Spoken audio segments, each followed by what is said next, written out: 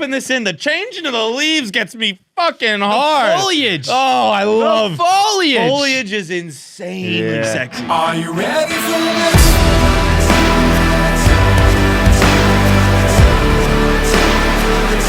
Are you ready for this?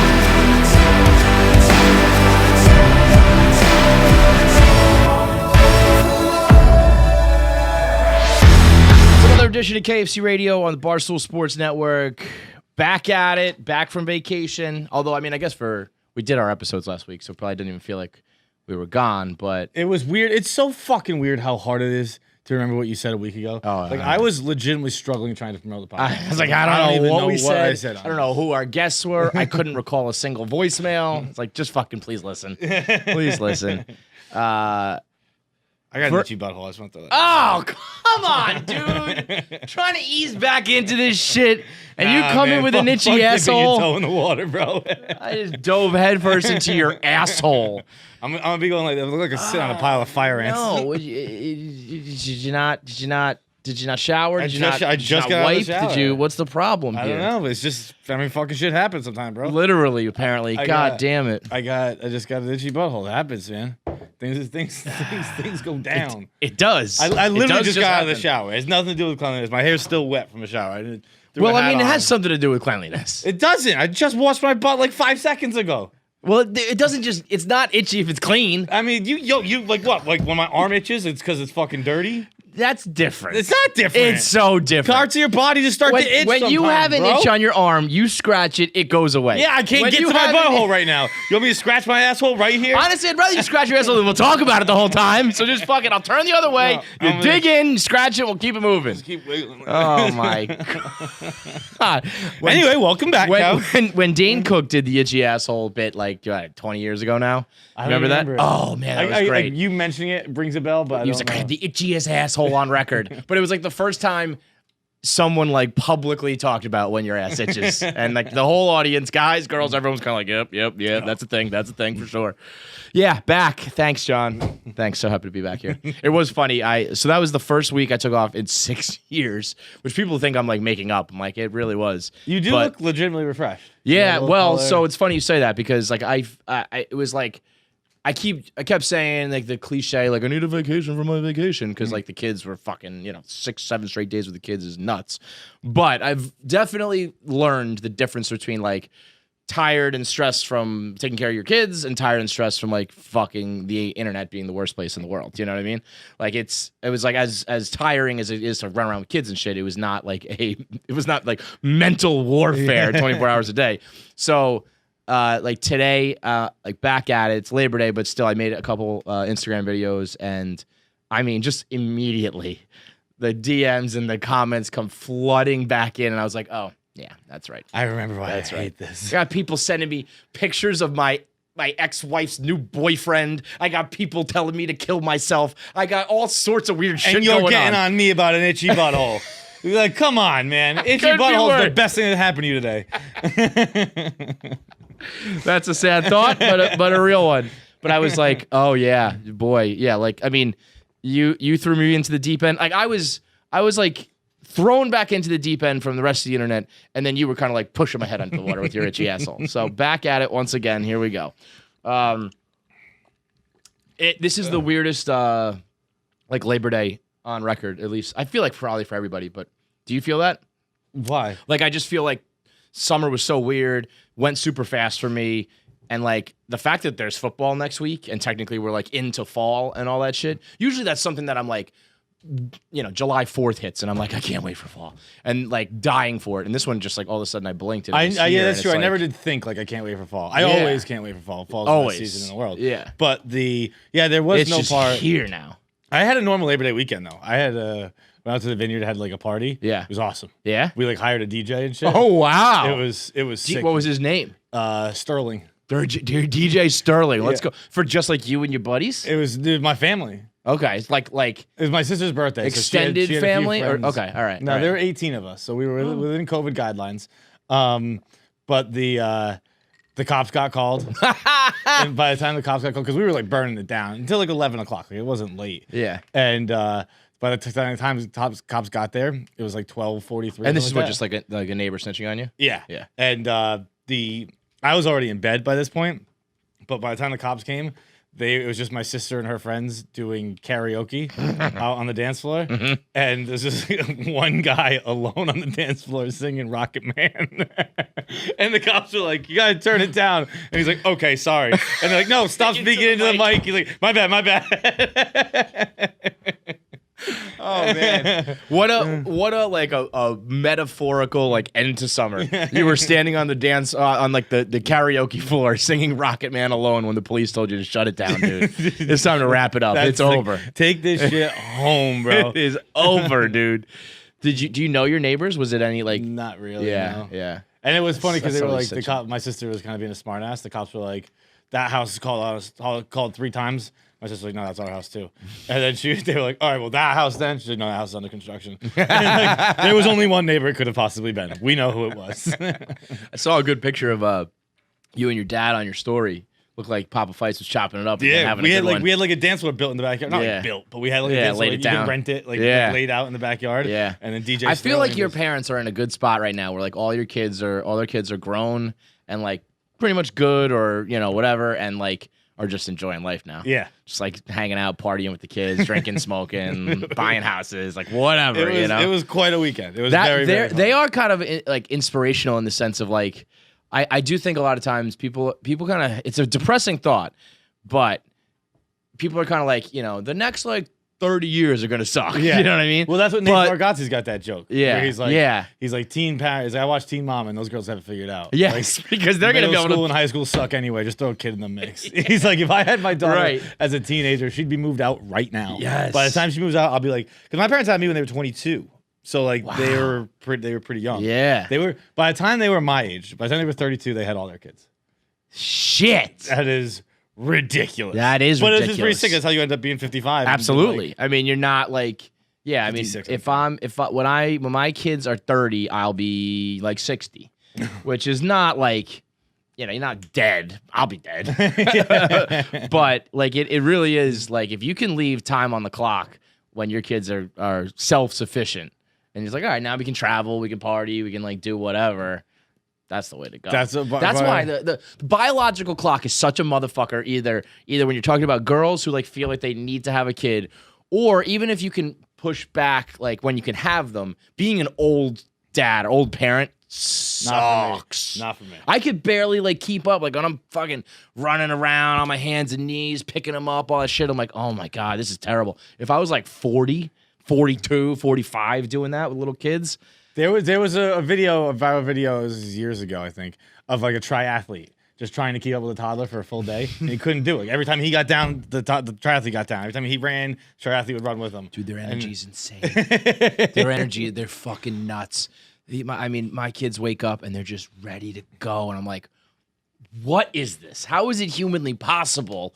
I mean, they are ready to fucking rock. Now what I've been doing is I just throw them an iPad, and like the other day, Shay woke up at like 5, and I just threw her an iPad, and I went back to sleep. And I woke up at like 8. She had just been on the iPad for 3 hours.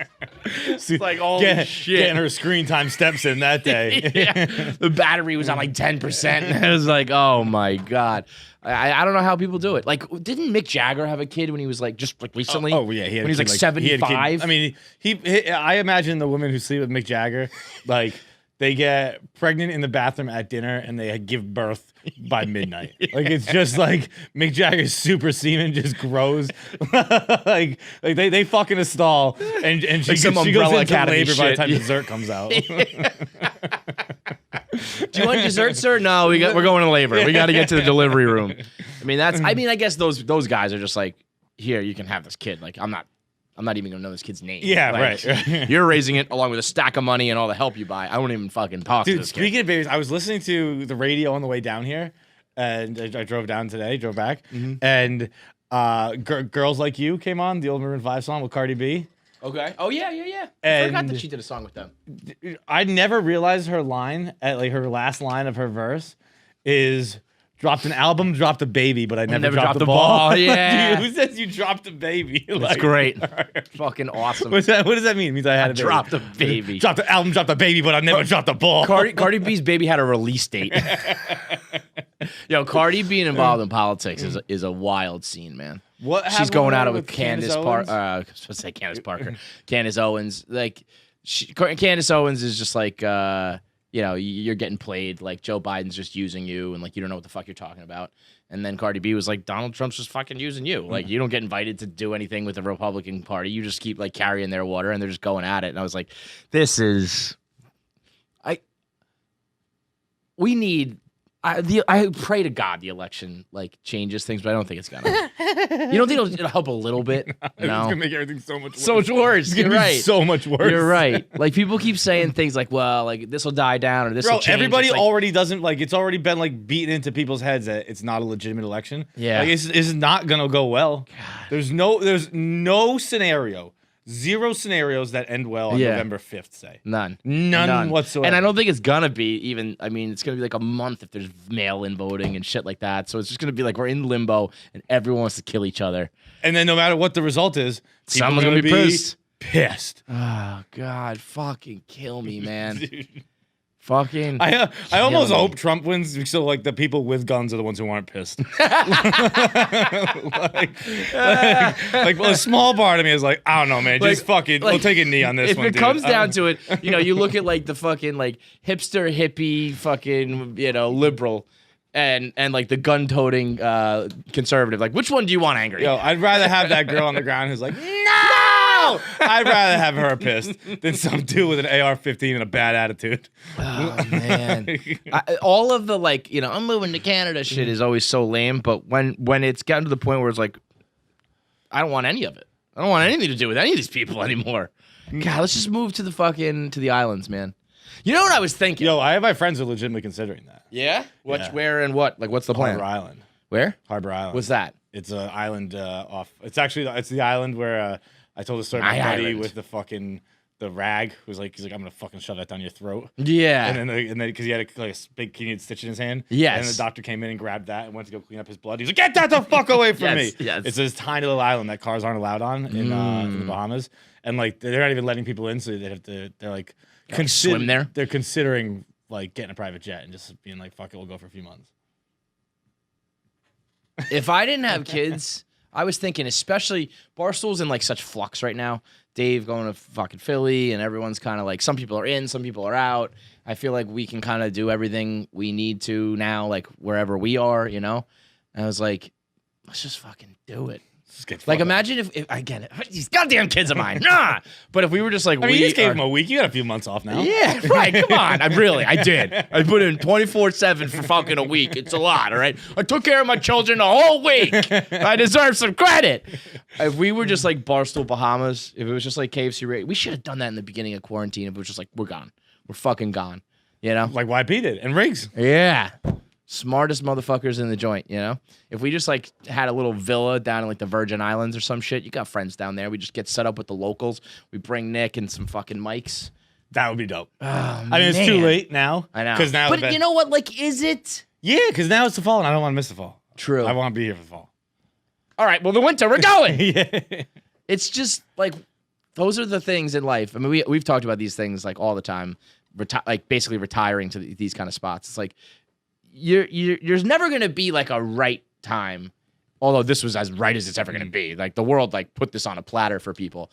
But eventually it's going to take you just like taking your balls in your hand and being like, this is some unorthodox shit, but we're fucking doing it. Yeah, it'll be like Joe Rogan going to Texas for Yeah. freedom. For freedom. Yeah, Tim Dillon moved out to the desert for like 3 months. He was just like in a house in the fucking desert recording. I don't know if I would pick the desert. Desert's but not the spot for Not me. my first choice. No. But man, now would be the time. Now would be the time to do it. Again, not the time, but the time. It's It always would be a not very gonna be nice time. But the fall is here. We'll get into it. We'll talk about the fall. Today's episode is brought to you by Miller Lite. Whether it's the fucking summer. Shout out this fucking That's hat. a great cap. It's a great hat. Miller Lite gave it to me. Did they? Yeah. I like it. I'm going to have a Miller Lite right now. Would you Can you like grab one, please, do? Whether it's the summer, whether it's the fall, whether you are still in a coronavirus-infested city or you're in some little island off the coast of the Bahamas, wherever, whenever. Shake that ass, Shakira. Whatever the case is, Miller Lite is the number one, the only beer to crack open, share with some friends, and tell some stories, spin some yarns, tell some tales. Do you need me to open it for you? Hey, congratulations. Yo, speaking of coronavirus infested cities, I think we beat it. I think we won. So do I. I forget. Wait, hang on. Let me finish up and Okay, we'll talk about it.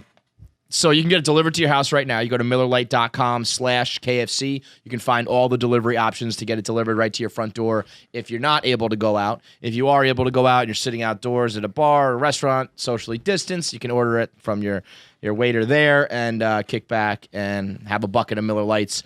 So no matter where you are, if you're still doing Zooms, if you're out, if you're home, if you're wherever, whenever, like I said, get that Miller Lite going. Make sure you always celebrate responsibly from the Miller Brewing Company, Milwaukee, Wisconsin. 96 calories and 3.2 carbs per 12 ounces. And go to MillerLite.com/KFC to find the delivery options near you. I think we did too. I don't want to jinx it. Winter. I mean, the like everybody getting back inside. I don't even that. People keep saying like the winter is going to be bad. It's like, isn't that going to just be more like quarantine where everybody like stays back inside because it's cold? So I don't think. I maybe because bars flu season and shit. I get that, but for the actual disease, I feel like it's only going to be more like similar to lockdown. So I feel like we're Gucci. But yeah, this right. is this is like everything. Take this with a grain of salt because it was just told to me by someone, but told me by a smart person. It was told to me by my cousin that the other day New York City only had 200 cases. I mean, we win. That's crazy. We win. There were 5 deaths and 200 cases. That's as low as it goes. Yeah. And it's like I don't know what else is going on around the rest of the country. I don't care either. Like here, we did our thing here. I did my work. I was at Bradley Beach, New Jersey, which by the way, it's like my new spot. It's like not Manasquan and it's not Belmar and not Neptune if you know Jersey. And it's just kind of this like little hidden spot in the middle, but it was like perfect. But I mean, it was like totally normal. Like bars open and everything. Like well, inside. I mean, still limited seating, all outdoor shit. But like as far as the beach, they said like they limited the number of beach badges sold this year. And I was like, well, then what the fuck do you guys sell normally? Because the beach was totally packed. Boardwalk, people like on it, people mini golfing, ice cream, like the whole show. Some people wear masks, some people not, but nobody like freaking out. There was no fights, there was no people yelling, and I'm just like, these is. I mean, when people talk about it being dead, all this shit, I'm just like, I guess what's your definition of dead? Are you talking about like the long-term economic feasibility of these bars? I don't know that, but right now shit looks normal. Yeah, I think people want it to be dead. Yeah, they it's a want lot to say like look what happened to liberal New York City. Yeah, like, big time this is what politicized. happens. It's a lot of like the beat reporters, sport reporters who like wanted their sport to be shut down. Yeah. You know, very similar to that where it's just like, no, it's dead, and I'm just like, well, I've been out like 5 days this week, and it's totally no, you're wrong. I go out every single night. Yeah. And it is unfortunate. Some bars close, and that I'm not saying it's perfect. A lot of iconic things are shutting down. But this is the same shit that was said after 9/11. It's the same shit that was said after the financial collapse. Like I think people are just jealous of New York because it's fucking awesome. Yeah. I know you don't really care for it, but Well, I mean, I still you hate it like a. It's like my family, you know what I Right, mean? It's like I've been here forever, so I don't. But yeah, I mean, there's a reason why it's fucking New York, and people want to be like, oh, like Topeka's the best now. Yes, Like, yeah, no, it's not, yeah. dude. New York's New York. Shut the a fuck lot up. of you know, middle America people or wherever are like, now's our time to shine. Yeah. Like, we told you it's better to live out here, like in these fucking, one stoplight towns. And it's like, no, man, no. You can have. We'll give you a month, whatever month you claim. You back can shine, to protests or whatever. Congratulations, you had the best city in the world. For that. Like, but now it's back. It's. I noticed. I never really noticed it that different, and maybe that's because I looked through it through a rose-colored lens, and I was really happy to be back. And of course, there are differences, no doubt. Yeah, but like, and it's not all good. Yeah, some bad things have happened, but I don't notice the city being overrun with homelessness. I notice the same on homeless people. I notice there are a little less people. And that's one thing that's why it's awesome. So there are there's less tourists. Yeah. And there's less, and like what people keep showing, like if you look at Times Square, it's like fucking you can see tumbleweed roll by, and it used to be this like bustling spot of tourism. So yeah, that's not good if you're like making your living off of Times Square tourists. But for the normal people who live here, it's like, I don't give a fuck that Times Square is dead. Leave that shit dead. Bury it in the dirt. Goodbye, Times Square. So it depends on like what your thing in New York City is. It's like, I don't give a shit about. Yeah, I don't go to Planet Hollywood that often, or whatever the fuck is in Times Square. Yeah, I don't need to go to Bubba Gump's Shrimp. See ya. Pay $90 for a fucking Applebee's sampler, Olive Garden sampler. Like, get the fuck out God, of do here. you imagine if we had picked that office, man? That we were. There was that one. Like I don't think I ever saw. I knew we were looking at one in it Times was Square, like but right above like the Hard Rock or the Planet Hollywood or whatever it was. It was huge. But I mean, if we had to go through all this quarantine shit with like in the fucking middle of Times Square, it would have been. Also, we don't need a huge office anymore because there are only 20 of us here. I know. What's gonna happen? I don't know. Especially, well, it's gonna be like 16 when we all leave and go to fucking the Bahamas. Man. It's gonna be like poor Vibs is gonna be like, well, who can I torture now? And nobody's here. Times are changing, man. But the fall is here, and I guess football's here, huh?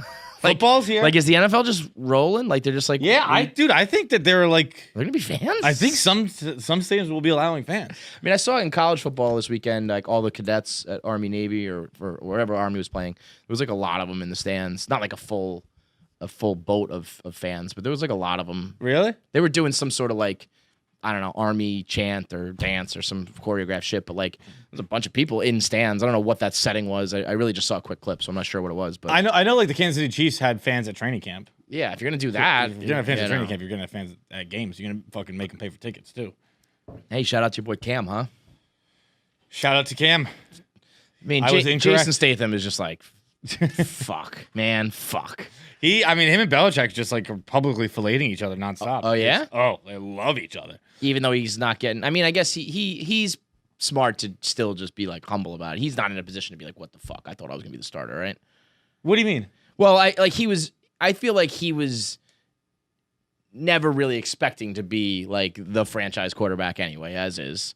And then kind of got. Are you talking about Stidham? Yeah. Oh, no. I meant Belichick and Cam. Cam inflating each other. Yeah, oh, yes, okay. Yes. Well, what's Stidham doing then? Has he said anything like, what the fuck? Or is he just, no. Yeah, I mean, you because that's can't. what I mean. He's You can't. just This is like my happy to be job. here. Yeah. They bring in an MVP. It's his job to lose. I honestly, I thought that they loved Stidham.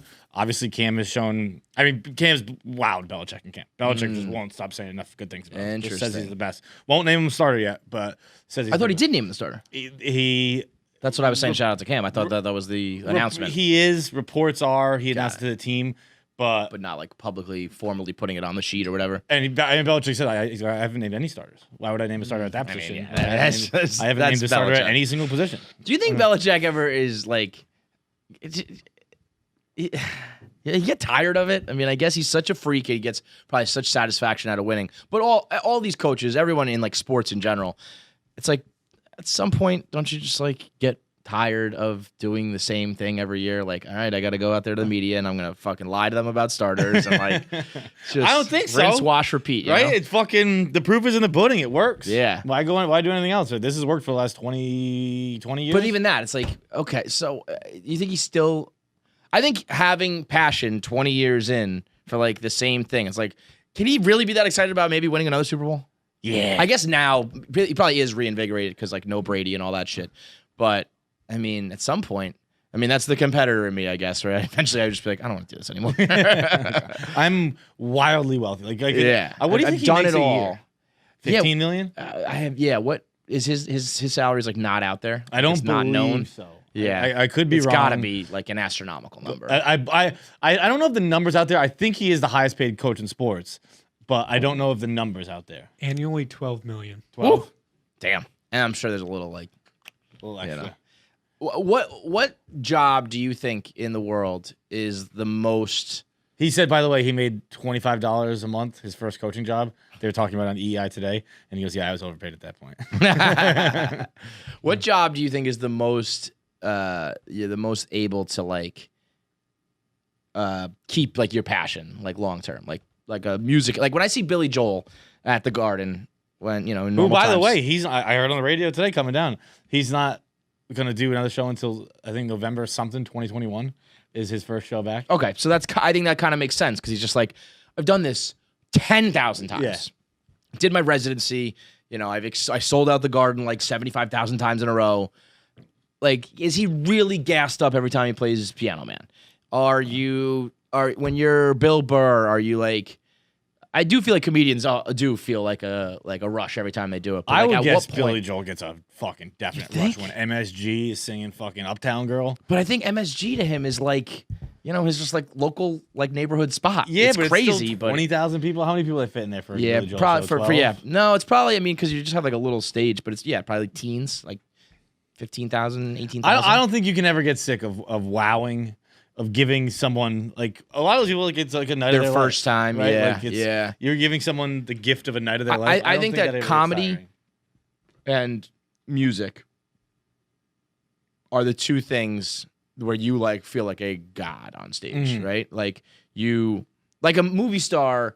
When you go to the red carpet or something, you like, you know, you feel a rush, but everyone's watching your work after it's done. You know what I mean? Yeah, you're not And getting millions that of instant people. gratification. Right, you know, Marvel made, you know, whatever, $3-4 billion on Endgame or whatever, and Chris Evans goes home and he's like, wow, like I'm Captain America in the biggest movie ever. That's cool. But it wasn't like bam, like in that moment. You know what I mean? Yeah, Where but it's like I those also guys think- on stage, I they almost get feel the like that makes it encore. less pressure.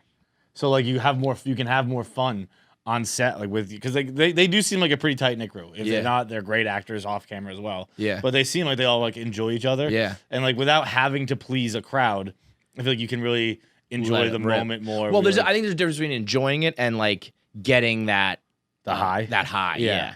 Where it's like, because there's no like pinpoint moment. I'm sure when you wrap a movie, there's some feeling or whatever.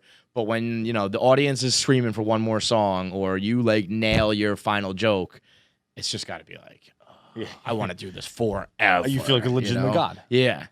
Like It as is- big as this podcast could get. Let's say we one day got to it. Like when Joe Rogan finishes his podcast, I don't think he like puts the mic down and is like, whoa, you know? That's going to go out to like tens of millions of people or whatever the fuck it is.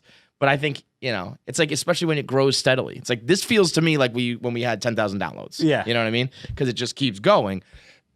But if we had like a huge crowd in front of us when we were doing it, it would be like a totally different vibe. Well, you it know? is when we do it. It's like Yeah. even like you know we do like, you know, we're doing fucking MSG, we're doing comedy clubs and you know we do a few The theaters. Wilbur was fucking, But yeah. the like even when you get a laugh at that, you're like, whoa, baby. Yeah. And those are like, we're off the cuff, just like bullshitting. If you like crafted a joke and worked on it and like, you know, or a song that you like perfected and then it like delivers, it's got to be like, oh my God, I'm it was king of all that. worth it. That's got to be really one of the only very few professions that like really gives you that like feedback. You know, maybe you can get a bonus or a raise or make money or whatever, but where it's like, I worked on this. I thought it was gonna work. I did it, and it fucking worked. And like their proof is immediate. That's crazy. So fucking that's about it. Every other job, just like eventually, I think you get desensitized or numb to it, or you stop caring, or whatever. And I guess sports would be up there too. When you like, you know, hit a walk-off home run or whatever it is, like Even like a movie you worked on or something like that, like in Yeah. basketball, like Harden Right. was working on his like I forget. the step back jumpers and shit like that. I think like, he was working on a play similar to what Sidney Crosby used to work on. I think this offseason he was working on. I don't know if I've seen it successfully done, but like I remember Crosby used to work on moves that looked like he fumbled the puck.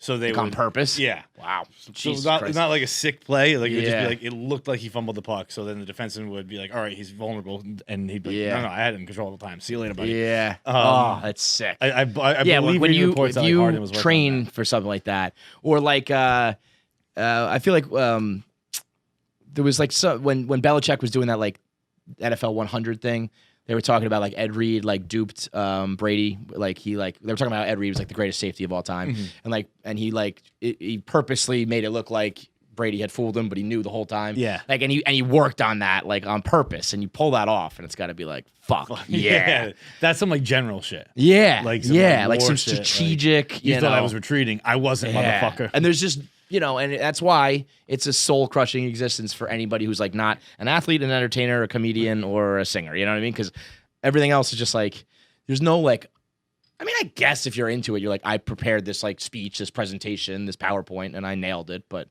not really. I mean, it's if that gets you off, God bless you. yeah. But it does not work. Not for me. No. Not for fucking me, man. All right. You want to do some top fives? Let's do top 5. Top 5 best things about fall. It's brought to you by Babbel. Learn to speak another language because we gotta leave this goddamn country sooner or later. When we go fucking hide in some foreign country and some foreign island, we're gonna have to know how to speak all sorts of languages. I mean, so what? We're gonna have to learn like we're gonna have to learn. We're gonna have to learn where we're gonna go. I mean, all the islands they speak English. Yeah, so I guess that's a good thing. Yeah. We don't have to learn shit. I'm set on learning Spanish. All right, I'm gonna do Spanish it is. I want Babbel to sponsor my Spanish learning, and then I'll do it. I need to get like. I mean, they do. I need to have. That's what this is. Direct incentivization. Which I'm not sure that's a word. I'm still working on English. Babbel will How do you teach say that in English, Spanish? Incentivization. Los incentivization. Well, we can do. I had a friend who always told us every year he was going to learn Mandarin, and every single time we talked to him, we're like, "How's that Mandarin going?" He's never going to fucking do it. But I need Babbel to challenge me. Yeah. Okay. Like the Babbel, tweet at my boy. The Feidelberg challenge. Learn Spanish, you bitch. That's what it is. Hashtag learn Spanish, you bitch. Tweet at Babbel and at Fights Barstool. Learn Spanish, you bitch, and shame him into learning this language. You culo. Yeah. That's not bitch, that's asshole. You have an itchy culo. Babbel is proven to get you speaking the language within just weeks by providing courses that do real world conversation. They keep the actual like practical use of the language in mind. Yeah, puta and puta, culo, and chupalo mis bolitas.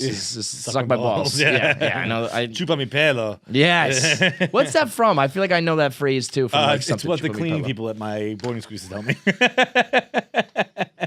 So you practically already speak it. Like we're not going to teach you, the proper conjugation. We're going to teach you, suck my dick from the fucking cleaning people at boarding school. They would also do this. What, and be like, I have no money? Hey, come here, kiss the bunny on the nose. Wait, what? Kiss the bunny on the nose. I thought you were speaking a different language for a second. I was like, what? And then I put it together. Yeah. Oh, suck my dick. I'm going to visually show it to you. Wow. Well, here's the deal. The daily lessons are just 10 to 15 minutes, which is like, that's about as short as anything can be with results. Yeah. So 10 to 15 minutes. That's my walk to work. Real world conversation. Yeah, there you go. When you walk, just start ranting in Spanish. You'll fit in with the homeless people who are running rampant in the dead city. 100 language experts have put together these lessons and these courses. Speech recognition technology will help you improve your pronunciation and your accent, because really that's the name of the game too. Like if you could speak it perfectly, but if you have like a bad accent or you're not using the right dialect, people they know you're a narc. My pronunciation's actually fire. My understanding of words is not. I'd rather that than the alternative. So you're already ahead of the game if you ask me. Babbel's available on app or on the computer, so it's synced across all your devices. And right now, when you purchase a 3-month subscription, Babbel will give all of my KFC Radio listeners 3 additional months for free. Ooh. So sign up for 3 months, get another 3 months for free, 6 months total with the promo code KFC. Go to Babbel, BABBEL.com, promo code KFC, and get an additional 3 months for free when you sign up for a 3-month subscription.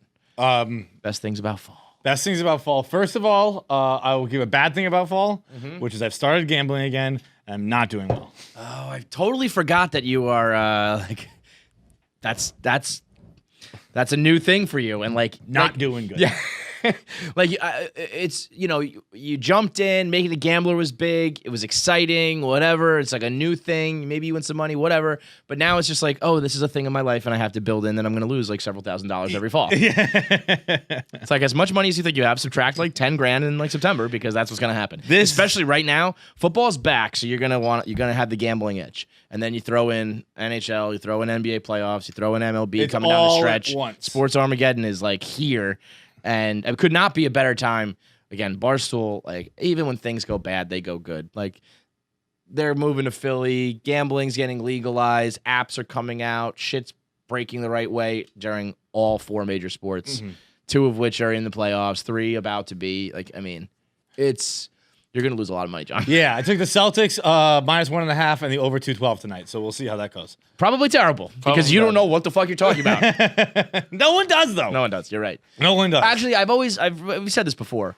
Like knowing what you're talking about is almost a detriment Yeah. because you get too in your head, and if it made sense, That's the argument I've used my entire life to not learn things. Like, Right. Like, oh, I'm if just I know gonna- what I'm I'm just gonna talking go in about, it'd blind. actually be worse. but really with this, it's like if sports made sense and gambling made sense, then you really could study this shit and come out ahead. There's a reason why nobody does. It's because it doesn't make sense. Mm-hmm. So the trends can say this, and the numbers and the stats and everything's heading this direction, and then it's just not going to happen. No. And if it did, you'd Except all be for the rich. Celtics minus 1.5. What's going on here, by the way? Like I left and I didn't even fucking think about it. What's the latest with these bitch ass gamblers and HR and all that stuff? Nothing. Warring factions, nothing at all died No, down. I don't think there wasn't really Okay. much hullabaloo last week. Okay, for the best. Yeah. Yeah.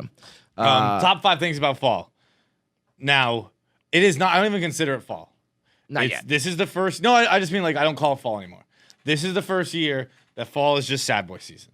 It's always been it, but today we're putting we're finally labeling it. Some It's- people call it fall. Some people call it autumn. no, it's sad, boy season. And that's the best thing about fall is that that's all 5, 1 through 5. It's sad boy season. It's sad boy Now season. explain to the people what you mean when you say that. Okay, well, sad boy season is just it's there's just a lot to love about it because you get to be who you truly are. Right. In the summer, you got motherfuckers always being like, "Oh, let's go to a rooftop bar. Let's go to the beach. Let's go away for the weekend. Wear Let's- bright colors Let's go and get some vitamin let's- D so we're yeah. not fucking down on ourselves. Right. Not anymore. Let's get bitch. some fresh air. No. Let's be happy. Yeah. Let's fucking be social. Let's go see people. No one even tries that shit. In the summer, you got to make excuses to not go out and shit Yeah. like that. In the fall, you'd be like, not doing it. Don't wanna. I'm laying on my couch getting drunk as a bitch on solitude. That's all I'm doing. I'm just fucking laying here alone and drinking it in, motherfucker. So for your number one pick, I know it's all 5, but for your number one pick, would you just characterize that as I think it's almost just like social expectations. Social expectations? Yeah, but it's yeah, I guess that's one thing, but it's so much more than that. It's like a mentality. Everything about it is just a like, lifestyle. Like this is the time of like almost like grunge dressing where like you kind of there's just a sadness in that. Oh, when- it's like beanies and there's a sadness in that. It's dark bars and dark liquor time and there's sadness in that. And it's like slow. It's like winter country music. It's this time. It's like Chris Stapleton. Yeah, It's you're not doing like Sturgill. Florida Georgia line fucking like pop country. No anthem country. Yeah, no you're doing stadium like My country. Wife Died country yeah, music. like the fucking the shit you listen to just sitting by a fire alone Yeah. with a glass of whiskey. Yeah. That's what time it is, baby. Woo! The ultimate this irony. is what I get jacked up for. The ultimate irony is that everything you just described, which is morbidly depressing, is what makes you happy. There's a beauty in that paradox right It there. is. It's just the best, man. Yeah. Like, fuck a rooftop bar, fuck a tiki bar, fuck a beach bar. Catch me at a bar that I gotta go downstairs to get into, and 6 lights are out. Yep. Like a weird, There's a weird fireplace. smell. There's like Yeah. a strange scent, maybe some sawdust or other things scattered on the floor. They really don't serve anything other than like beer and whiskey. Yeah. It's like no one's ordering a fucking pink colored drink or a frosé or any of these other Oh, dumb, all these other frosé. dumb fucking summer drinks. If you order Gone. a frosé at the bars I go to in fall, Get kicked out. A guy jumps over the. No, it's not the bartender. breaks the bottle and stabs you. It's just a guy standing there, and it's his job to jump over the bar and beat the shit out of anyone. I'm the who no orders frosé anything guy. But fucking microwaved whiskey. Can I get that chilled? No. We have No. a pot of it boiling on the stove, a fire burning stove that I will serve to you. I love it. Sad boy season is upon us. Fall is here. I mean, for me, I mean, it's got to just be the temperature. First of all, my number one pick is just the temperature. Great one. I mean, when you first wake up, and right now it's really not fall. Like you got to wait till like October-ish for fall. When you get there really isn't. Yeah, that fun fact: there are first- more days of summer in September than there are in June. Yeah, right. Well, that's bullshit, though, by the way. Yeah. When everyone says, it's not really summer yet, it's like, it's Labor Day, motherfucker. It's summer, over. you know? Summer ended in July. It's fucking definitely over now. Right. So you'll get a crisp here and there, but until you get that permanent or, steady weather change. But when you first open up, the weather app and it says, like, you see that 6 handle and it's like only 60 in the morning. It's like, That oh, gets my nipples mama. hard for multiple reasons. Ugh. Like I just got hard fucking thinking about that. Just seeing a 6. Like I'm not gonna sweat, and you know, it's no one's like you said, no one's gonna be like, let's go like get some sun. No one's getting sun when it's 62. We've all agreed we're just vampires next few months. Yes. Fucking. Let's not get ahead of ourselves. So right now I'm going temperature. Are you doing other picks, or is it just all sad boy season? I mean, they all relate. pertain They're all to sad boy season. So number 2, I'll go dress. Yeah. I'll go. Fuck, that was meant to. I'll go. Just the. I mean, like. I think that it was a meme a few years ago. Like now it's fall, I'm gonna really start dressing. Yeah. Like it is. Get these fits off. It is nonstop. Did you see the cardigan I got? Yes. The fucking custom. It's like the Taylor Swift cardigan, right? It's not like I didn't buy it on our website because she's got some like silver things on it, but my sister had it made custom for my birthday. Wow. So like it's like she had like a professional That's knitting lady. you guys are gift givers, man. Yeah. You guys are gift givers. It is fucking awesome. It is just straight up. It's without it doesn't say folklore on it, and it's without the stars on the elbow patch. Yeah. It is just the cardigan. We might have to get Sad Boy Season like stitched into that. Yeah. Shit. Sad Boy Season clothes would be dope. Dude, like every outfit I've been looking, like I've been almost like getting ready for fall and just like kind of looking at websites and stuff the like other that. day, I checked the weather, and it started at like 60 something. I saw it was gonna get to like 86. And I was like, it's hoodie weather. Yeah. And I wore a fucking hoodie that day. And later in the afternoon, I surely regretted it. But in the moment, I was like, it's hoodie. Because you just like, you want it to happen. You're willing it to happen with your clothes. I have these jackets that I bought that I still have the tags on it. Because we didn't like, there was no, I feel like there's fall and spring clothing kind of can match, you know what I mean? For sure. So I had like these spring jackets that never happened because spring never really happened. So they're just still sitting there, and I'm like, I'm gonna fucking wear these things soon. Yeah, I'm gonna make it happen. Once you start hitting 60s, like after summer, you start dressing like Jon Snow. I've always said this: the 60 degrees in March is the polar opposite of 60 degrees in September or October. For sure. Like in 60 degrees in March, you're walking around naked. 60 degrees in September, and you're like putting on your Canada Goose jacket. Love it. But yeah, it's just you can hide your fat, obviously, but it's just it's why I hated Florida so much when I was there, because like every day all I can wear are shorts and a t-shirt. Yeah. Shorts, and I wore polos at that time, so don't yell at me, but I wore a lot of shorts and polos. Pop collars. Yeah, it was fucking And awful. that really, I mean, that ties into, forget about just the clothes, like the sad boy season vibe of like, everyone's going to keep expecting you to go to the beach and keep expecting you to get, sun and fun. And Dude, you could make the argument that the most depressed I've ever been in my life was during, quote unquote, the best time of my life. Yeah. Like I was in Florida in the beautiful sun at a party college. Yeah, and and you're it like, was the "Fuck saddest this." I've ever been. that makes total sense. Yeah. In describing what makes you happy just a minute ago, the polar opposite of that would make you miserable. Yeah, it was awful. And it has nothing to do with the school, it has nothing to do with the people there. It was all just me. Yeah. And it was the worst. Well, I mean, it had something to do with the people there. I guess you could probably there's I'm not gonna put much blame on anyone but myself. Yeah. It Well, was- that's a good rule of thumb for life. Yeah. In general. It was mostly my fault, but it was the worst. And a large portion of it was, one, due to how much vitamin D I was getting and forced to get. I was forced to hang out by pools. I was forced to go to fucking tiki bars. And two, I couldn't get fits off. I couldn't dress. I mean, if you care about that, if you don't care about that, you're not. There are some people right now listening being like, I don't know what you're talking about. I love putting on like flip flops, basketball shorts, and tank tops, and fine, do you. But if you do like dressing, summer is the absolute worst for it. And so that'll be, I guess, my 2 pick. It kind of ties into everything we were just saying, but the like, I don't have to wear t-shirts, my tits aren't popping out, and winter body's coming, and everybody's on board with it. Yes. Yeah. Jackets, hoodies, things covering up, and I knowing, actually need to start working out again. The gym's open, and now your there's boy's no looking excuse. A little big. Yeah, a little doughy. I'm a fucking roller coaster. You were like rock solid 3 months ago. I get in shape really fast. I can be rock solid again by November if I really try. I can get in shape really, really weirdly fast, but it also works the other way. I lose it get really fucking fast. fat really yeah, fast. yeah. I feel like for most people, the getting in shape is a fickle bitch. Where I think you're the rarity where it takes months and months and months and months to get in shape, and then it takes like a bad weekend to lose it all. It's like, what the fuck is that? The human body hasn't like figured that out. Like, what a cruel twist of fate that it's like impossible to get in shape and so goddamn easy to lose it. See, and I'm just weird because like it's not for me. It's not, and that's probably why I let myself lose it. Because you can get it right back. You I better can- be careful though, boy. One day, everyone tells that. One day it goes, I'm 32 now. Yeah, it probably would have happened by now, but If I start doing push-ups, I can look good again in a week. In a week? I could be, yes. Bullshit. Yeah. Are you gonna starve yourself too? I can look, I would be like, I'm not runway ready, but I can look noticeably different in a week. Let's prove it. Fucking prove it. By the way, speaking of push-ups, I feel like you still got some to give to Jared. Why don't you give Jared a few push-ups right now? Okay. Yeah. No, do it on the show, and then we'll make him do it when the episode airs. Oh, okay. Yeah. Okay, Jared, I'll take 50, please. You also have got to be approaching the. I don't think. Do you have so. it written down? Yeah, I got it written. How many was it total to begin with? 250 maybe. So what Jared said, and by the way, that like he just recently said something again. Did you see that? No. Brian Cranston came out again and was saying like he's. Yeah, I got 130 left. Man, I am fucking flush with push-ups. Jared said that that Walter White was still alive even after El Camino, where it's like he's fucking dead. And he lost the push-up bet, so fights can give him out whenever he wants. Yeah, and this I did.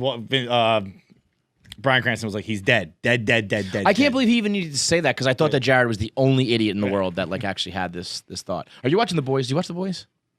Seen season 1. I've not done season 2 yet. I just want to put out there, I hate Billy Butcher. I fucking hate Billy Butcher. I've read your tweet about it. Yeah. He's such an asshole to everybody, and he calls everyone a pussy and stuff, and it's like, you're in love. This is fucking bollocks. You're in love. You're doing this for your girl. Everything you're doing is for your girl. The whole fucking operation is to get back to your wife. So yeah, he likes his girlfriend, and yeah, he wants to be with his family. Everybody here is a fucking romantic who's in love. Fucking stop giving him a hard time. Bullshit. I heard that. I watched the first two episodes of season 2. I've heard the third one is like a movie in its own right. Really? They're smart because they do the 3 to binge, 1-1-1. and then the 1-1-1. So I think that third one they make sure they like hook you in. So it's apparently the third episode of season 2 is like a banger, which I guess is also. Is it my pick? No. Okay. You went 2. I'll go 3. I'll go football. I actually the idea football is. It is more than just a game. Football is a state of mind, a mentality, a lifestyle, a sense of being. There is something different, and I don't watch as much as I used to. NFL Sundays, I still do NFL Sundays. Mm-hmm. I watch less college football than I used to, but there is still just a sense of peace, knowing like if I want to turn on TV, there's football on. Mm-hmm. I can watch a fun sport right now. It's very simple for me. Mm-hmm. There's never that sense like, what should I put on? Right? Like, you're not scrolling Netflix. Like, fuck, I'll just put a game on. Mm-hmm. And like maybe you'll just fuck around on your phone most of the time. But there's just a nice I'll go a step further. Like I never watched college football. Never did, never do really. But that first weekend, I call it College Game Day, but like it's not really the actual show because that show as Barstool and as like alternatives like sports media has grown, shows like that have just like kind of plummeted. But that idea of like back when it did kind of matter and you could turn on a College Game Day and everyone had the signs and there was usually like a big time game and you're at a big time campus and it would be very fleeting because it would be like I would get a rush for it.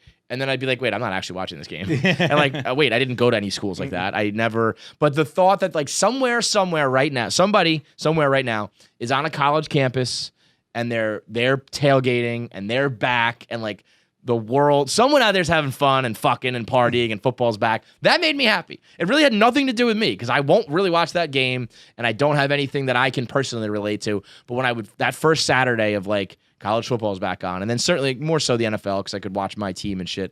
But that is a feeling more so than like I'm actually gonna watch the game.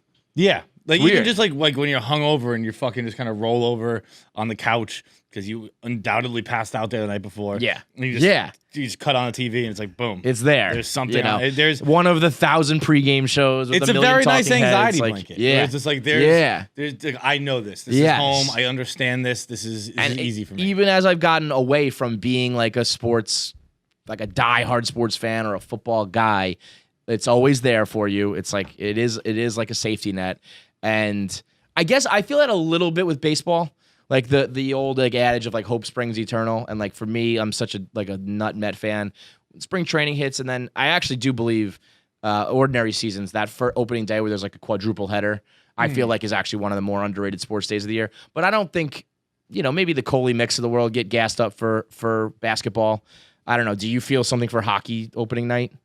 Opening night. I feel like football is the only one that really has like a feeling to it. Yeah, I wouldn't say there's a huge emotion about opening night. And maybe it's 'cause I'm it's 80 excited to have my games team back and shit like that, but it's not. There isn't a culture around it. Like Yeah. there's an entire culture. Which, by the way, New York bars, you're going to have to figure out how to get TVs. Yeah. Like Get them outside, roll them out, put them in weatherproof cases, whatever. Some of them have like one TV, and I don't know that's gonna do the trick. No. And it's few of them that even have one TV. Like they're kind of just like hanging in an open window. Yeah. And like, I went to a bar and I had to search for it to watch. Was it last Thursday night?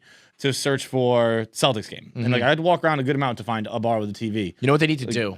Remember those like in elementary school, like they would roll out the fat fucking flat screen, not flat screens, the deep ones on like the rolling that it had a belt, a seat belt. Yeah. It was like, They had goddamn seat belts for our televisions when we were kids. Roll those motherfuckers out on the sidewalk and like play every goddamn game. Because what do you think? Do you think that bars will last? Like everyone keeps talking about the winter. I feel like they're gonna find a way. Like there's gonna be heat lamps like a bitch. Maybe you put like a tent up around it. It doesn't get that fucking cold here. Like I'll have. It'll get cold enough that ordinarily I don't think would be like outdoor seating situation. No doubt. But I think motherfuckers will sit outside until it's like we have frostbite. We have to go inside. Yeah, like people are not gonna let go of this until they absolutely physically cannot do it anymore. I absolutely will. And I also think because a lot of like iconic bars in Boston have closed down. And it's very, very sad. And I think some of this blame goes to the consumer. I think because everyone who's bitching on Twitter, if you guys had been going, again, I haven't been in Boston, so I don't know. But as long as they had outdoor seating, like the bar I like and do not want to see go under, I am there every single night. I'm there every night. Like support. I'm eating. I thought about I'm drinking. I'm like, if your favorite I'm over bar, tipping. I'm doing everything I can instead of just being like, what? When does this end on Twitter? Yeah. Like go and go Make to it your happen. bar and fucking support them. If you had a bar, or if every bar, I hope every bar like raised their prices and like we're doing whatever they need to do to make like to get to put away a little nut, like fucking hibernate for the winter. Like we need to make some money now. Cause I feel like if Rathbones came to me and was like, we're going to start charging like a cover for you to sit down and it's an extra $1 per beer, an extra couple bucks per entree. And if you could like, give 25% instead, that'd be great. I think I would do all that. 100%. If you kind of laid it out, if there was like a little insert on like your menu that said like, we are charging a little bit more, but it's because like we're gonna need to make it through December through fucking February. Yeah, I would absolutely no do shit, it. 100%. And you shouldn't even have to label like put all of that out there. Like you said, the consumer should just like know and kind of do it. But yeah, like the bar, everyone's like, oh, these bars can't survive. It's like they can if you give them money, right? Like crowdsource and this don't shit. get me wrong, it's obviously harder. Like there is plenty of blame to go around for everybody, but I just see a lot of people like whining on Twitter and like I'm like. What were you doing? Were you there every like? I don't know what it's like every in Boston, night, right? But like, I know I'm at my bar. I'm at Factory every single night. Yeah, you guys go like 7 days a week. Yeah, and I mean that's where I remember when it first started and I was trying to help out Rathbones and I remember them telling me that like rent is like $35,000. So like if you over tip and buy some extra shit, it's like that's nice, but it's like drop in the ocean. But I don't know if everybody fucking does it, adds up. So, all right, my pick. So going back to TV, I guess it's not really this anymore. Television has kind of like changed in such a way, but I can remember growing up and I can remember a time, and I still feel like it's kind of this way, that like TV comes back. Like there's really like, it used to be that like everything went into reruns and syndication and shit for the summer and people weren't even putting out, and that was mostly when it was more like network TV. And now it's kind of around the clock, around the calendar. But like the return of like when I saw The Boys was coming back in September, I was pumped about that. It's more so an old school feeling, but I can remember being like TV's coming back. It's TV season. Now it's more of a 365 thing. But I was gassed up to see the Boys back, like right as summer ends. Like no one's gonna ask to go out, no one's going to the beach. I'm gonna fucking binge. I'm gonna watch this every week when it comes out. So TV, my 3 pick, I guess. 3, okay. 4 here. 4. This is almost like football in the sense that it's I don't because I consume a good amount of the NFL, but I don't consume a ton of it. But pumpkins, it's more of a symbol. It is. Okay. It is like. Okay. I don't dislike pumpkin beers. I don't dislike pumpkin spice. I don't. It's all fine. It's a reason it's crazy popular and almost a meme of like a living meme. Yep. But it's more just like Tom Segura said, where it's like that Stoke cold brew is like a joke, but then he was like, but it's actually fucking good. Yeah. Like it's. I just like what pumpkins look like. I'll fuck a pumpkin on my OnlyFans. I don't give a shit. I think it's like pumpkins on Like it's a nice decoration. It's like, no, I'm turned on by the way pumpkins look. I mean, they're curvaceous. They are. I mean, those ones that like look like they're double cheeked up. Like, there's that meme where it's like, looks like, fellas, how many beards? It's like none, dude. They're voluptuous. Yeah. They're buxom. Yeah. There's If you're a girl who's got like, I feel like if you look like a pumpkin, I'll fuck you. yeah, I feel like I'm surprised that there aren't more like rap lines where it's like shorty had a fucking ass like a pumpkin. Yeah. Because that's what you got an ass like a pumpkin. You got curves like pumpkins. I'll fuck you. Yeah, I mean, like, I like them looking the way they look on steps. Oh, I'm roping this in. The changing of the leaves gets me fucking hard. Foliage. Oh, I love foliage. Foliage is insanely sexy. Yeah. Like I'm just throwing. I'm eroticizing everything, and I don't fucking care. Like it's like Again, I thought it was pretty. No, I want to fuck these trees, man. I want to scratch my itchy ass with the fucking leaves. Shit, man. There's just something about the foliage and I think pumpkins count as foliage, right? Yeah, They're kinda like it's all. it's just like- shit that happens in the woods. You know what it is? It's the cornucopia of the fall. Yeah, Right? Yeah, I want to drink from there's the a cornucopia of squash, fall. and there's a pumpkin, and there's the trees, and Yeah. the leaves, and the dirt, and the fucking yeah. I bet pumpkins used to getting fucked by squash. They'd be underwhelmed by my dick. Unbelievable. My fourth pick. It's donut season, baby. Food. My Entenmann's donuts are coming back. Around October is when they stop being all melty, so I can start getting that snap on my white trash Entenmann's donuts. If you're into it, they've got like the cider donuts and the cinnamon donuts and the apple ciders for the fucking pumpkin picking. If you do that, I don't do all that shit. But the change in food, it's like, yeah, all right, we good. We did the barbecue thing, all good. Now it's time for like hot coffees and like the meals and the food and the drinks that like warm you up. Yeah. You know? I want Hot a donut toddy. in the I love a morning. fucking hot toddy. Yeah, hot toddies, some fresh. Again, I'm not even a coffee guy, but fresh coffee, fresh donuts, fall food, and I like pumpkin spice. I don't do, but pumpkin beers are fire. I think, and when you put the The cinnamon sugar around the rim. Yeah, that's a The shipyard. problem ale. with that is yes, that's what it is, right? Shipyard pumpkin. The problem with that is I have about 3/4 of my beer left with none of the rim left. Yeah, you know, I need a way to like I lick it all the whole away. thing in one shot. You know, like I try to, I can get another one. Yeah, You didn't drink any what, beer. What Like, they need to, you see what's happening here, bro? what they should just give you is a bowl of sugar, and you sip and you take spoonfuls at the same time. They need a way because you turn it over, and you do the thing where you rub it in there. What you need is a way to get the sugar around the rim while you can still have beer in it. You know, that's the idea. or they should just have an ice cream cone. You know, you need like a sugar pint glass. The whole thing is just made of sugar. Ooh, that hurt my teeth. You sip my it, and then you can God. kind of. Oh no! Yes. No, Yes. no. Yes. No, it hurts my teeth. Look at this little bitch. I've never seen you. Oh, now that I know this, I'm gonna. This is like a trigger for you, huh? This is like when that bitch Casey sees clusters. Like fuck No, off. it's not that bad. It's just like again, it hurts my teeth a bit.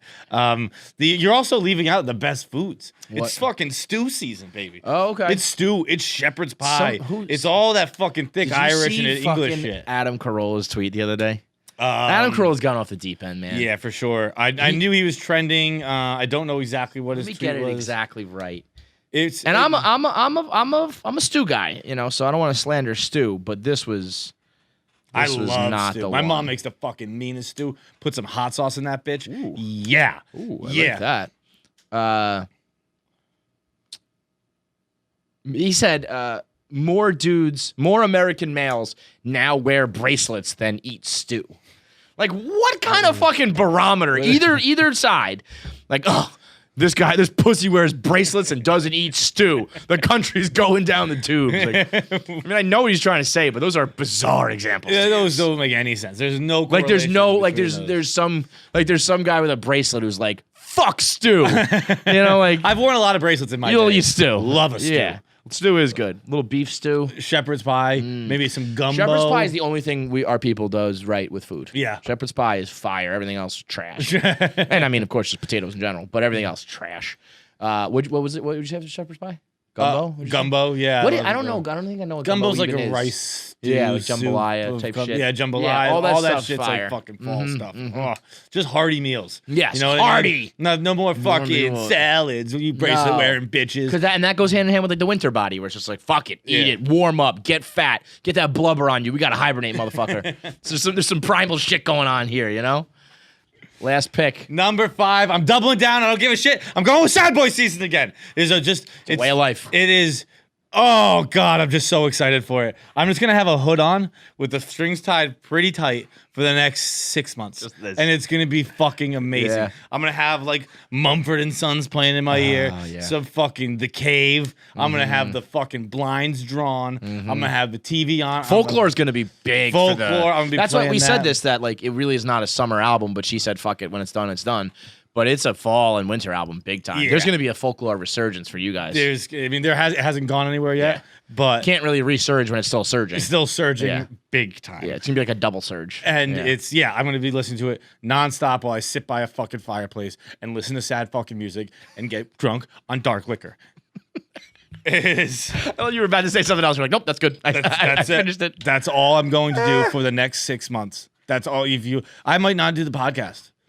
I might just sit in a bar. You can call me if you want, and I'll fucking record it Imagine that you're way. just like in the hood, like you're all pulled up in your hoodie, and you're just like, what do you want? It's fucking Sad Boy season. Leave me alone. I'm drunk on whiskey. I'm eating stew. I'm wearing a cardigan. I got some stew on my cardigan. What do you want? Fucking a pumpkin. I'm dating a pumpkin for the fall. I can't get up because at the bar they think this pumpkin's just in my lap. They don't realize my dick is inside it. There's seeds all over the place. Just my one tip for this week: pumpkin flesh feels better than you'd expect. Like Frank Reynolds and Always Sunny, whatever fruit he fucks. All right, my final pick. I'm gonna throw it back. It's Hocus Pocus season is almost upon us. Hocus Pocus season. I feel like in recent years, I say recent years, it's probably been a decade's worth now. People started up with the Hocus Pocus talk and the Halloween talk in like July, and I think because this year's been so weird, there really hasn't been much of that. So like, it's appropriate this year that it's going to be like September and October we start talking about Hocus Pocus, one of the greatest seasonal movies of all time, and you get these hoes out here talking about the Black Flame Candle and Virgins and the Sanderson sisters and Max and the fucking cat and all that shit. Can I have a confession? You never watched it. I've definitely watched it, but I think when I was younger. I don't you think haven't I've ever watched it in participated. years. in- I mean, it's a And fun. I and you don't know know what? that I've definitely Actually, watched it. I've definitely seen parts of it. and shit like that. that's gonna go to a larger point for me. There's something about. I think one day I'm gonna live in like New England and do like I think it's got to be very cool to be like in Salem. Never been to for Salem. the fall. That's got to be a cool vibe with everything we just described. They probably do all of that like awesome. Yeah. The fucking foliage and the coffees and the donuts and the bar, everything that up there, and the ghost stories and the Halloween, all that shit starts with the witch talk. I feel like that's got to be a cool place to just go for a walk in your cardigan, to get some stew and a drink, and then watch the movie at night. Everything we just described. I feel like if you do it up in some of those New England towns, it's got to be an awesome time. I would think so. It's like as well. doing Christmas I've never in done New York it. City, or you know, like summer in fucking, I don't know, wherever. Like the places where these seasonal things happen. I think that's got to be. So like Hocus Pocus season in I'll do a town like Salem that. trip with you this fall. If you Yeah, want. yeah. Let's do it. Okay. I don't know if anyone's gonna care about that, but we're doing it. KFC Radio is live from fucking Salem, Massachusetts. Let's do it. All right, let us know your top 5 things about fall, things about Sad Boy season. Let's now get into our interviews. Let's get into our voicemails. Brought to you by Stitch Fix. I mean, talk about getting these fits off. The best part about Stitch Fix is that as the seasons change, so does Stitch Fix. So they're not going to send you fucking tank tops and light t-shirts that show off your man tits. They're switching over to jackets and cardigans and hoodies and sweaters and all that kind of shit. It's Sad Boy season and fall season to get the fits off. And if you don't want to go to the store, you don't want to shop yourself, you don't know what to shop for, you don't know what to wear, you don't know what's popular right now, Stitch Fix has got you covered. They have styling experts who know what's hot in the streets. They know what's coming up. They know how to fit your style. So you sign up and you go through like a quiz process where it's like, would I wear this? Would I wear that? Do you like this color? Do you like that color? Here's some brands that I like. Here's some ones that I don't like. And they can curate it for you. Like, all right, this guy's fashion forward. He likes to wear, what have you been wearing all summer? Fucking Birkenstocks and socks, right? Oh yeah, big Like, one. all right, he's that kind of guy. Send him this shit. Or it's like, oh, this guy's more conservative, or this guy's somewhere in the middle. They'll send you a box that fits exactly your style, blended with what the world is doing, the seasons are doing, and what's on trend.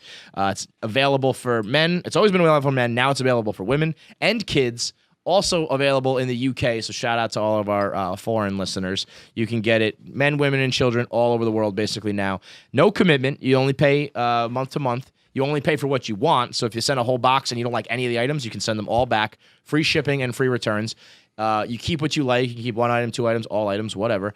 And right now, if you keep every item in your first box, when you go to Which you will, 'cause stitchfix.com, it's fucking dope. And the first box, my they, jeans they right now hit are you still hard. my favorite jeans. I've probably worn them for like 2 years now. Those are Stitch These Fix? Stitch Fix, yeah. And really, if you get one pair like that, a pair of pants, a jacket, a sweatshirt, one thing. Make my piece look good too. I mean, then that's invaluable. If you get one item that makes your dick look good, it makes you feel confident, and that you like, that you'll wear like around the calendar for years on end, that alone is worth the money, let alone if you're going to be getting multiple items per month. When you go to stitchfix.com/KFC, keep everything in your first box. You'll get an extra 25% off that first box. The $20 styling fee gets automatically applied to anything you keep from that box, so it's all kind of baked in. Shipping, exchanges, and returns are always free. So stitchfix.com/KFC to get an extra 25% off when you keep everything in that first box. Voicemails, let's do it. Hey guys, so my boyfriend and I are in a fight right now, and there's nothing better to do than get more people involved. He's completely wrong, but I'm going to go ahead and let him explain first. I'm not allowed to interject because just go ahead. All right, so I don't think she says like, oh, being addicted. You could be okay. I don't think there's anything wrong with watching porn. Watch as much porn as you want. I don't care. No. But it is porn addiction is a thing. That's No, it's not. So my thing is, you cannot be addicted to porn, right? Like. So, like, yeah, you can, like, it's like saying you're addicted to water. Like, no, you don't need porn, like, to live. But porn can't kill you. I don't think you can be addicted to things that can't, like, kill you or, like, harm you. You can't be addicted to anything that can't kill you. That's his take. Yeah, like, you can't be addicted to porn. Like, you can watch it a bunch. Like, you're just watching porn. You're not addicted to porn. No, you're just horny. And I said, okay, what about marijuana? You don't die from marijuana. Yeah, you die from lung cancer. You can be addicted to marijuana because you die of lung cancer. Anyway, give us your opinion. Wait, these two lost me. I don't know. Like you can die from something else. Changed sides of the First argument of all, at one point. Let's clear up something real quick. You can't get lung cancer from marijuana. Right. There's no tobacco and Right. fucking carcinogens in it. Right. You can't get addicted to it, so I don't know where. Like, Second why of all, we came in. I love that she said he's gonna go and I'm not allowed to interject. And then she interrupted the whole time. Immediately interjected. And then did not stop. Within 3 seconds, Yeah. she was interjecting. However, I do agree with her. Porn addiction is real. Yeah. I've often wondered if I'm addicted to porn. I think you're not addicted to porn. Okay. Because I think you have a propensity for it. I think we do. I think when you learn, it's much like are you an alcoholic, right?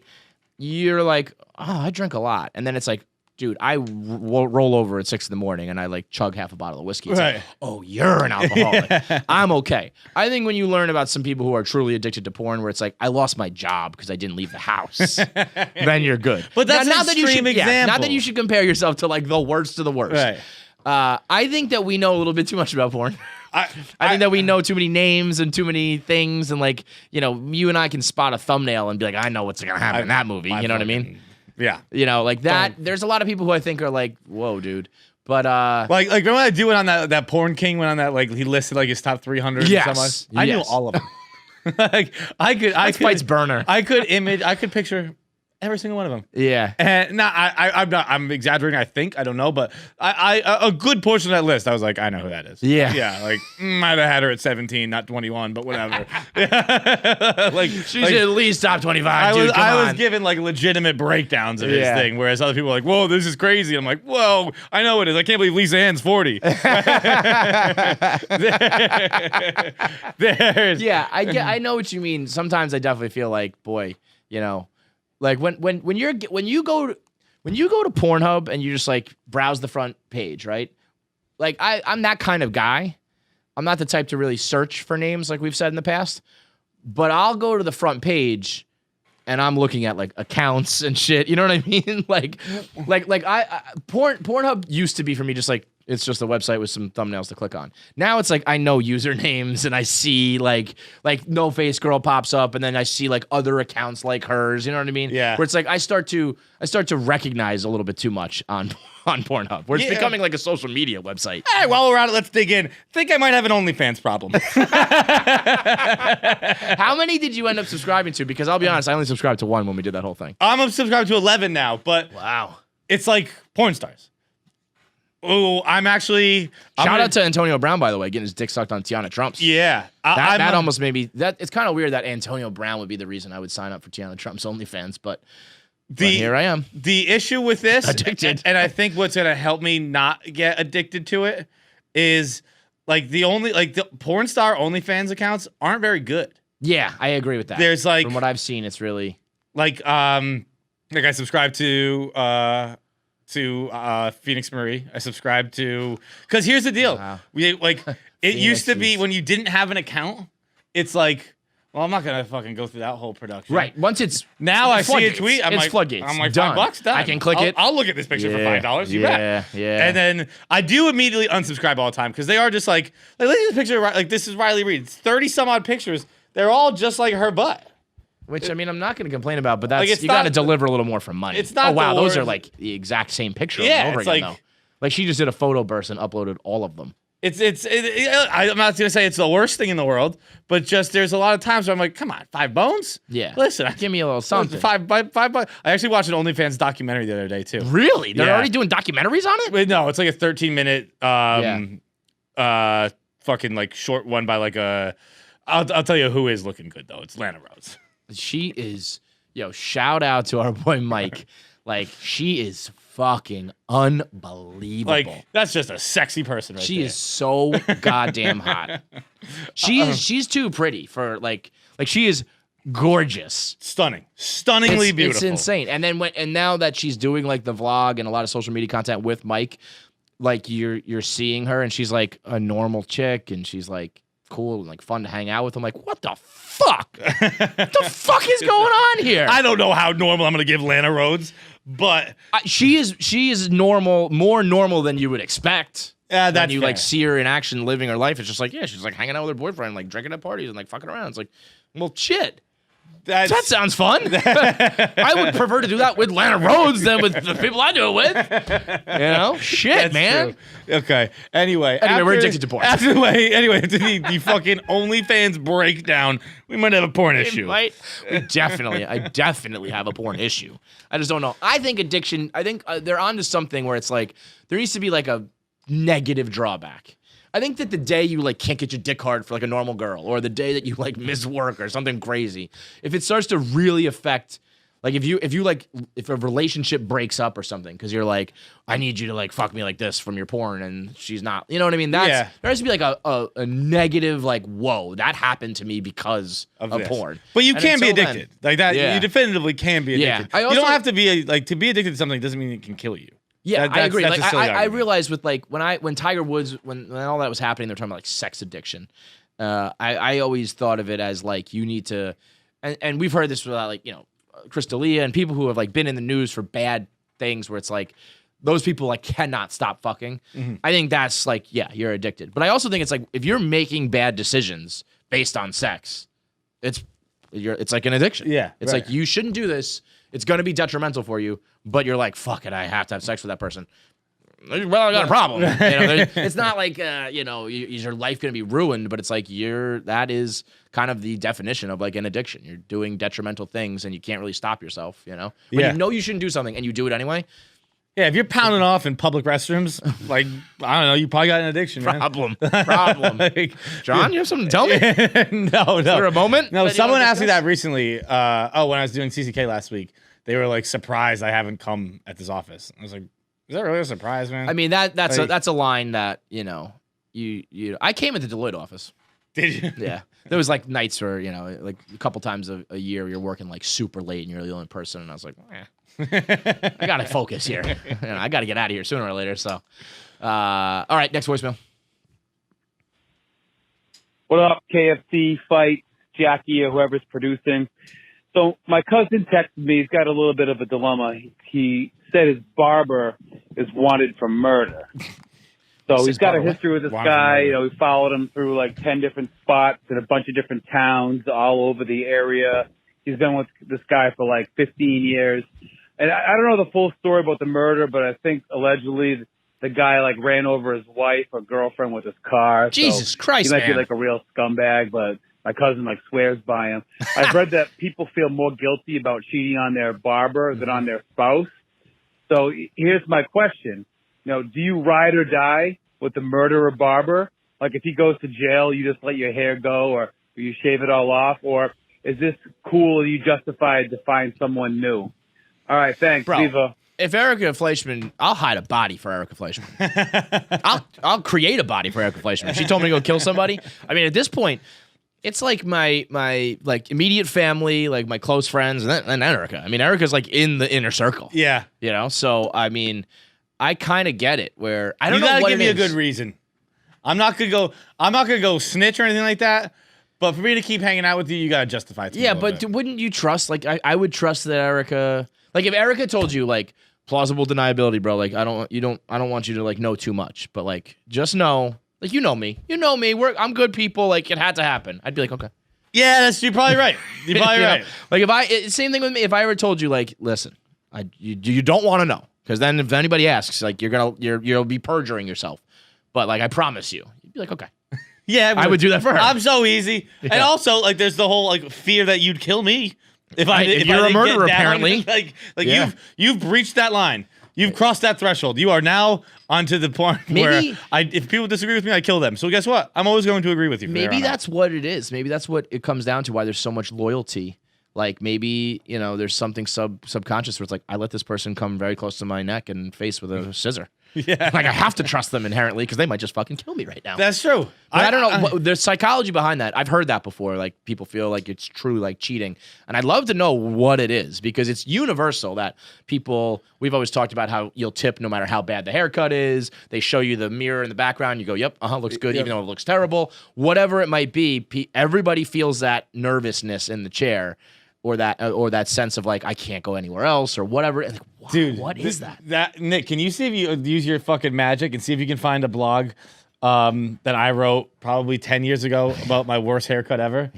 It was even I kind of remember that. That was such a funny blog and it was such a funny picture. My haircut was the worst haircut so bad in the history. Although Hubs might have challenged you. You ever see Hubs' bad haircut? Hubs had a bad one, but mine was like 3/4 of my head was shaved, and then there's just this huge amount of hair on the other part. That was insane. It was crazy. nuts. It was like do you think that when you walked out that barber was like, oh yikes, like my hand slipped. I don't even think she remembered cutting anyone's hair. Yeah. She would have been like, did I just give a haircut? She was on the phone the whole time. like fucking trap like this. Like it probably looked good to her because her head was sideways. You know? It's like, yo, your haircut's terrible. Turn your head sideways. Oh, you look great, dude. It was such a bad haircut. And again, I was like, thank you so much. Yeah. I love this haircut. This is the best experience I've ever had in my entire life, I think. If Erica did it, any other barber I've had prior to her, I don't think I would like condone the murder. Or, no, like, but because everyone goes through like growing pains to find their one. Yeah, once you find once you find it, it's like dating, you know. It's yeah. like I had a couple flings with Delta on 28th Street and that fucking Albanian guy on 30th Street, and then I found the one in Erica. By the way, go to FleischmanSalon.com. Use promo code KFC. You can subscribe and get monthly deliveries of all the hair products, shampoo, conditioner, sea salt spray, hair cream, hair paste, hair biotin gummies to help it grow, the whole nine. It's FleischmanSalon.com, promo code KFC. Last voicemail. Let's go, Nick. Yo, what up, KFC fights, whoever's in the booth today. So I'm just about to go out on a date, and I thought I'd spruce things up a little bit, do a little manscaping, shout out. Anyways, one thing led to another, and this just did not go well. Looked like a fucking Mexican hairless. Anyways, what's the dumbest Mexican hairless, the dog. Oh, okay. thing you guys have ever done before, like going out on a date or something like that? Just Good get question. way too fucked up, something like that. Never been on a date, so I don't know. You've been on a date. You just don't call. It's just not a formal. I don't think I've ever been on a date. I swear to God. Like, everyone I've ever been on a date with, I already knew, so I don't really count it as a date. But that's what I mean. It's like on some level, if you know someone, but it's like, me and you are gonna go out alone. We're usually in a crew together, but we're gonna go out alone. We're gonna get drinks or dinner, and we hooked up. That's a date. It is, but it isn't. I feel like a date. We've done this before. I feel like a date needs to have that nerves, that like, oh, I'm doing something different before we go out. I've never done that. Yeah, because like you probably for that girl or whoever it was, like you wouldn't feel like, all right, I got to manscape or I got to like put the cologne on or get my nice outfit. You just like did whatever you normally do. I did exactly and what I then was you maybe hooked up at the end of it, and it's like that's what was different. Yeah, but I've never been nervous on a date because I've never been on a date because the only way you can like me is if you fucking slowly drown into it. So like no one's gonna go on a date with me without knowing me for a while and being like, I guess he's not that bad. Like, I don't know. He's cracked some jokes sometimes. He's got a kind of nice smile. Whatever. I'll give it a try. looks like he's been doing push-ups for a week. Yeah. He's decent. So you've never done I mean, I've definitely done the over manscaping thing, like Kramer and fucking Seinfeld. What does that mean? Like you go up too high? Yeah, like you kind of, I've definitely like trimmed my chest hair where I'm like, I don't want to like shave my chest, but like I'm gonna keep this under control, and then like zip. Oh, that was too close, so now I got to even it out. And I got to even it out over here. Next thing you know, Really? it's like fuck, the whole thing's gone. How old were you when you did that shit? I mean, I don't have a specific time, but I mean that was probably many years ago. Like, probably, I haven't even early considered 20s, shaving my like- chest in the last decade. No, probably. yeah. This was like early 20. I've definitely gone out. I've gone on a date, maybe like mid 20s, where I like didn't expect to. Was at work, so not even. Yeah, I guess like early 20s. It was like Deloitte days, and I was like, oh, I gotta go get like some clothes. I don't want to go out in like my fucking like cube fucking outfit. Mm-hmm. And I got like some stupid shit. Like, oh, this looks like cool, and it's like that shirt sucked, dude. Sucked. So I guess I've dressed stupid. I've never dressed stupid in my whole fucking life. You exclusively dress stupid. It might be trendy. It might be cool. It's always stupid. It works. It Yeah. always works. But it's stupid. I've never put on an outfit where you go, even when No, you put on outfits every day that are stupid. but they work. yeah. Like, but they're stupid. When we were at Disney, when we did the fucking rat family vacation, I intentionally tried to look like an asshole. Yeah, you kinda Came pulled it downstairs, off. Casey and Marty were both like, fuck, it kind of works. That was like when Bieber did carpool karaoke with James Corden. They like went to like a flea market, like thrift shop, and he just put on a bunch of shit and came out. And James Corden was like, "What the fuck, man? You look awesome." You see him in that pop star video? I did not. I He heard about looks it. but- Like I don't know if he probably is a guy who dresses like this.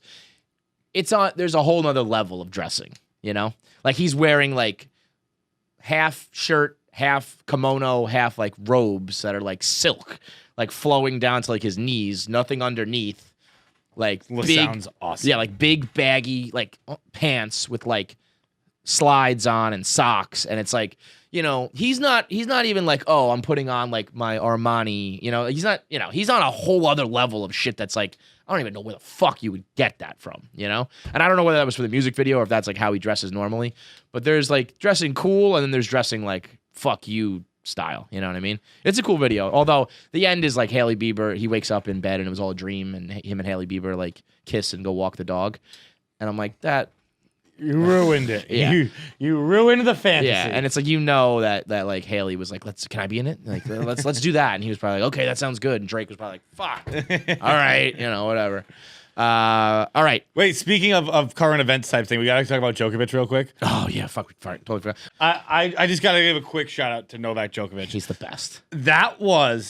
It's like jokes. Like, they can't be mean if they're funny. Yeah. Like, if I laughed, what you did, you can't be penalized for it. Honestly, the only thing I don't like about him is that he, like, apologized. Even in the moment when he was like, oh, fuck, like, shit, I'm sorry. He should have just been like, well, that was funny. That was funny. Like her dropping. I mean, again, it's awful. No, it's not. No, it's not. No, it's not. It's a tennis ball. It's not like she got hit with like a brick. I was actually very underwhelmed when I saw it too. Like, yeah, 'cause I saw still images of her like dying, and I was like, the Kennedy assassination, fucking, like, dude. Kind of hit it. Yeah. Like, I actually that was just out of like he was just like fucking doing that, right? They got a frustration or something like that. Yeah, right? I don't think she did anything, right? Like he wasn't mad at her. He was just mad. But that's because he's just an asshole. Yeah, he is. I love villains in sports that I don't really care about. Like, I love Bryson DeChambeau. I love Djokovic. And I'm sure if you're a tennis fan and a golf fan, you fucking hate those guys and some of their antics. Watching it from afar, where I have no dog in the fight, I'm like, this is the best. I'm an anti-vaxxer. I throw COVID tournaments and then catch COVID and fucking hit old women in the face with tennis balls. He needs to go all in. He needs to go villain, full heel turn. Yeah. Oh, like, 100%. fuck it. He's got to go like LeBron in Miami and wear that fucking mask. Yeah. Like, go all out. I mean, he was the number one seed, obviously. No one else in it is even, like, good. Like, there's whoever wins it this year will be a first-time winner. So, like, he was probably going to steamroll through this one. Yeah. So I hope whatever he comes back at next, he's just like a fucking dickhead. It was funny. Did you hear him trying to argue his way out of it? The judges were like, we don't have a choice. And he's like, yes, you do. Everyone has a choice. You could just choose to let me stay. And I was like, I've been there. I've been there before. I love it, dude. I love where your head's at. So shout out to Novak's. Unreal. What a dick. All right, interview time now. We got two great interviews that kind of, oddly enough, tie together. We'll start out with Blake Anderson, our boy, Uncle Blazer. You know him from Workaholics. We got a new show out with Lamorne Morris from New Girl. Blake we texted after the show. After the interview, he is like one of my like idols in a way. Like, he's done it so right. He just seems like a cool ass dude. He has like all these cool friends in the industry who all like him. He's made a chunk of cash, does like cool projects, and has fun. And has drinks smokes a lot. and drinks, and yeah, you'll hear it here. Like, we're talking about drinking Jaeger with this guy. Yeah. I mean, we went in on. I mean, on some it was real noon talk. in LA. He was drinking. Yeah. Yeah. It's like, I'll be honest, fellas, this is not water. It's like, my guy. So Blake Anderson is brought to you by CBDMD. Perfect for him. I'm sure he gets down with the CBDMD crowd. THC free CBD oil products that will provide you with that high quality pain relief and anxiety relief. Sleeplessness will be a thing of the past. They've got tinctures and topicals. They've got bath bombs. They've even got products for your pets if you want to get your dog a little buzz. You can pop the capsules. You got the lotions. I mean, every which way you can get CBD into your body. CBDMD provides it and gives you the support and relief you need to reach your goals. You're not going to be high. You're not going to fail drug tests. You're not going to be sluggish or paranoid. It's all of the medicinal effects of CBD with none of the bad. So right now, go to CBDMD and you'll get 25% off your purchase when you use promo code KFC. That's a monster discount. So go get all your different CBD products. It's CBDMD.com. Promo code KFC for 25% off your order of premium CBD oil products. Yo. What up, bro? What up? How we doing, dude? Hi. Yo, honestly, every time we do these Zoom interviews, I'm always excited to see what the background scenery is for people, and yours could not be more spot on for you. This is perfect. Yes, I'm currently on the set of a children's show. Oh, really? No. This is actually my living room. Okay, I was going to say, I thought it was your room. Okay, that makes more sense. This is so fitting, man. I love it. That's a cool setup. Are you in LA? I am in LA, yes. How shit over there? You guys are closed down altogether again, right? I think there's outdoor dining and all that shit. Oh, okay. I thought they shut that down too. All I know is there's no Disneyland. Is that a big issue for you? Are you a Disney guy? Huge Disney guy. Come on, really? No, Okay. I think everything I'm saying today is lies. You got to take it with a grain of salt. Adults at Disney they're weird people. If you go with kids, fine. But if you're with all adults and you're at Disney, I think something's off. Last time I was there, I found out some really wild shit. Like there's like Disney gangs and stuff. Super interesting. I don't think I believe you. Are you fucking with me again? No, this is actually real. Like they have territory within the park, and it's like super hush hush with Disney because they don't vibe with it. There's no way you're telling the truth right now. Dude, it's the most interesting thing about Disneyland for sure. The gangs. What, do they have names and shit? Yeah, they have like the names are so sick. I wish I could pull one out. Like they're badass. It's like the Tomorrowland. It's hella weird, dude. Again, I don't know if it's real or not, but whatever it is, it should be a show. That should be your next project you work on, the Disney gangs. Honestly, I would love to tackle it as like a docu-series, but I think all the red tape with Disney, it just wouldn't get made. Hey, do you believe that Walt Disney's head is frozen? I don't think that's outside the realm of possibility. Yeah. He was if there were people to freeze their head, I feel like Walt Disney would be at the top of the list. Why the head though? Just because like the brain? Like why not the whole body? Yeah, that's kind of a good point. Everyone's always like, well, when the technology is there, you can just like strap my head to someone like another body. Why not just when the technology's there, you probably can just revive the whole fucking thing. Why would you want that? Like, who wants to be around forever? Who wants to be like? You see what's happening right now? I don't think it's gonna get better. Like, I'm good to check out whenever my body decides we're out. I have no desire to be resurrected in the future. Come on, man. You got to believe in a better future, dude. That's the Disney way. Could you imagine, like, if I revived you, Blake, in like 150 years, someone revives you and you wake up into this like horrible, shitty life? You'd be like, what the fuck did you bring me back for, guys? This is terrible. Yeah, I think that's basically like the story of like Cable, the Marvel X-Men, but I don't know. Yeah, exactly right. Exactly right. Nobody wants that future shit, dude. I actually did see an interesting tweet of yours, though, right before we started this interview, speak along the same lines. You were talking about, what was it, like seeing how many beers you said your iPhone's able to track what? Like how many steps you take? But Yes, I had a pitch because I've been using like a running app during quarantine, just kind of to like track how many miles I'm doing. That was never my vibe. I run for my spirit, not for the numbers. But I had a couple homies who have like recently got into jogging through quarantine. So I was like, yeah, I'll join the club. I'll join the running club. But it's like, why can't it come up with other information, like how many beers I drink, if it can log every single step? Well, first of all, how many miles are you putting in this? I love how you guys have like discovered jogging in the year 2020. Like it's this new thing, like Forrest fucking Gump. Look, I'm an OG. I've been running for a long time now. Jogging is a meditation for me. But hipsters of the world. Yeah, but yeah, I don't know. It's weird when people are like, yeah, I just started jogging this year. It's like, really? The hell did you do in PE? I mean, PE was the last time I jogged, I think, for real. That's so I'm not much of a jogger over here. If you have to put a number on that, how many beers do you think you've drank in your life? It's a question we do. We have a card game that asks all hypotheticals. And one of them is if you could pick 3 stats for your whole life. When you get to the pearly gates, they tell you how many beers you drank or how many this you ate or how many, anything you've done in your life. What stats would you want to know? Honestly, once I like tweeted that and like really started to think about it, it's kind of started to freak me out, dude. Like I think I've been drinking longer than I haven't. Yeah, right. And that's an interesting point when you reach that in your life. It's like, wait a minute. The majority of my life I've been boozing. And it's been pedal to the metal. Like I've never just been like I'll have a beer with dinner or whatever. It's like I freaking go, dude. So I don't know. It's a lot. It's a scary amount, I think. Have you found yourself drinking more or less in quarantine? Ebbs and flows, man. I've got my weeks. I mean, I'm not gonna lie. This is a hard seltzer.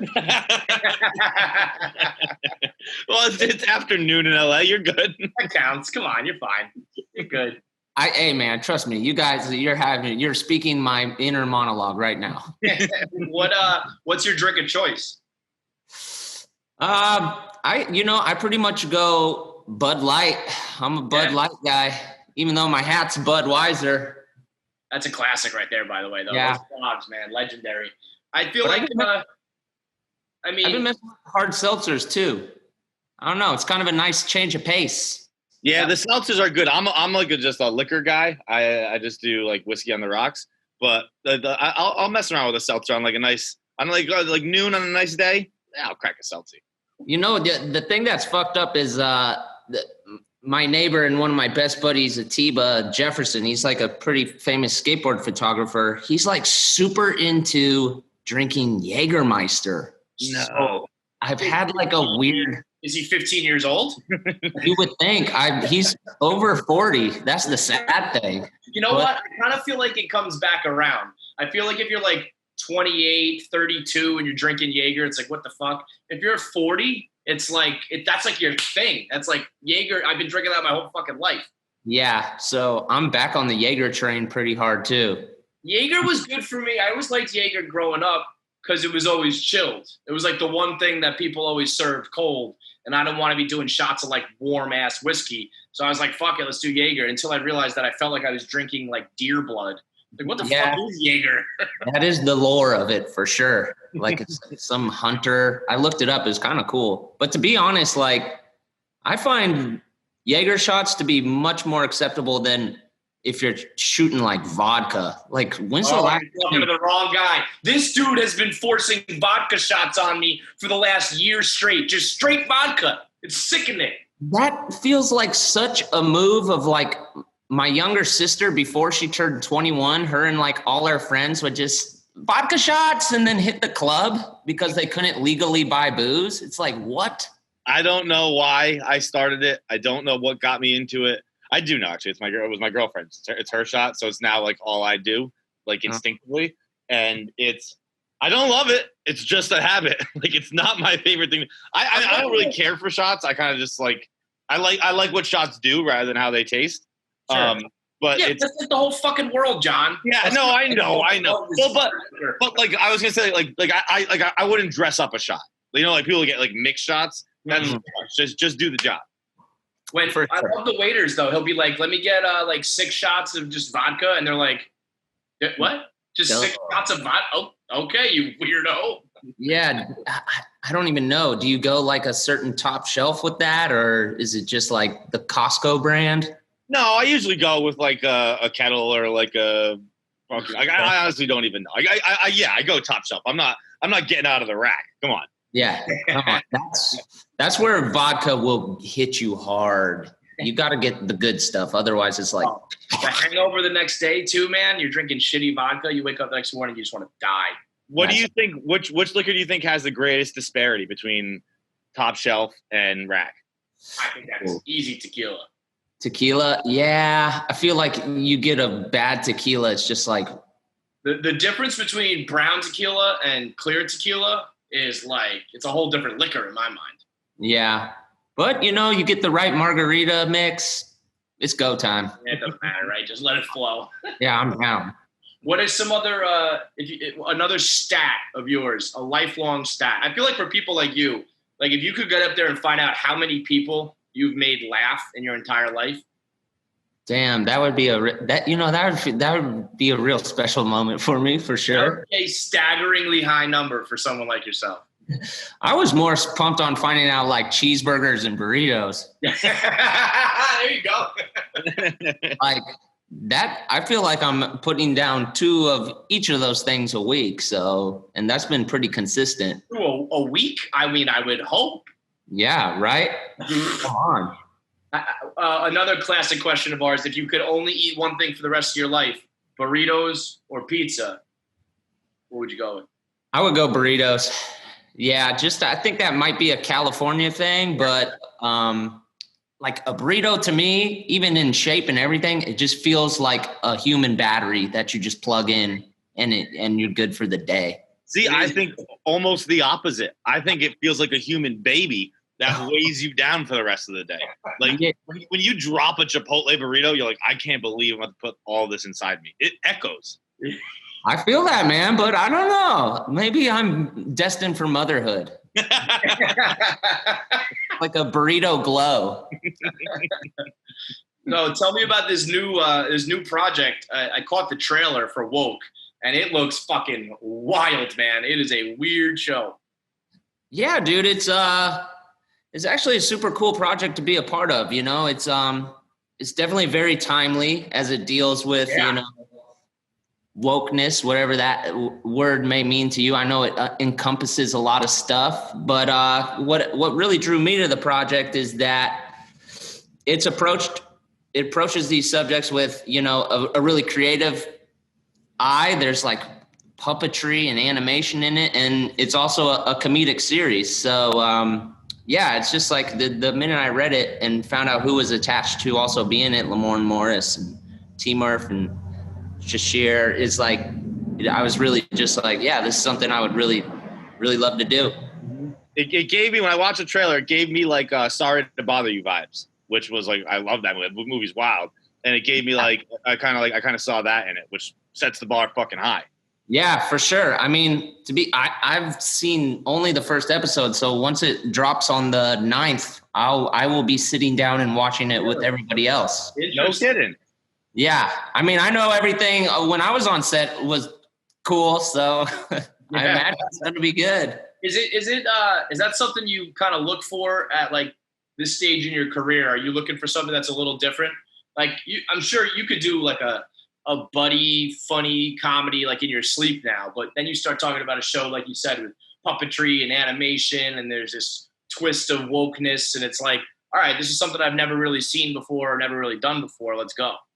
Well, that's what was really awesome as well about doing Woke is like, you know, being on set that and the director Mo is so awesome in making you feel comfortable and allowing you to improvise. And it's like still allowing me to do what I do best and being funny on set, but also having the opportunity to be in scenes where the conversation is important and has weight to it and, you know, real, just like you're actually saying something other than just, you know, going for the joke. Is there any discomfort in those scenes where you're kind of like, oh man, like this isn't my story to tell? Like I'm sure your character probably isn't doing too much of that talking, but is there any like for you where you're like, I should probably just like take a back seat? Like, and I know like when I see stuff, I'm like, I probably should just like help people talk rather than talk myself. I mean, that is for sure like a lot of what my character goes through in the season. But yeah, as far as like me personally being able to like lend my talents and voice in, you know, adding to the conversation, that is very attractive to me when I pick a project for sure. It's crazy how much, and I guess how unfortunate it is, how timely this show is. I mean, it's like, when were you guys shooting it? Well, that's what's, super weird and like pretty sad is like, and also it shows that like it's a conversation that has been needing to be had for quite some time. But yeah, we shot it. I mean, we originally shot the pilot like almost 2 years ago, but we finished shooting this season like the beginning of this year, before quarantine and Corona and all that. But yeah, it is weird how timely it is. Now it almost feels like some of the stuff that the series has touched on is like just tip of the iceberg stuff. Like as a society now, we're tackling issues even beyond that. It's like, again, you know, it's not a good thing, but in a way it almost is like maybe people are more apt to watch a show like that and really think about it. Like if you watched that show a couple years ago, maybe you just laugh at the jokes and, you know, you're not thinking about this serious side of it. Hopefully maybe this time around people watch it, they get a kick out of it, and they also are thinking, you know, a step further.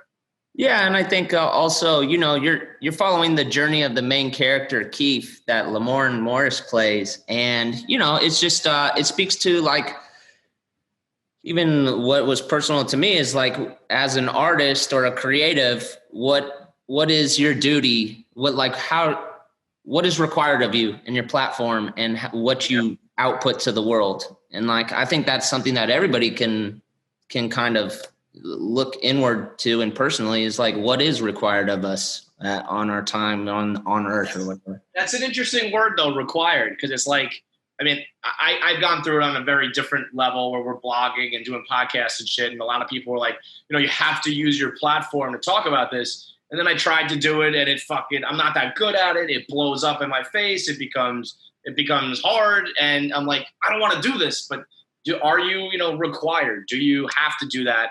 Or, the next project, you're just like, fuck it. I want to just like make dick jokes and have a good time. Is that allowed too?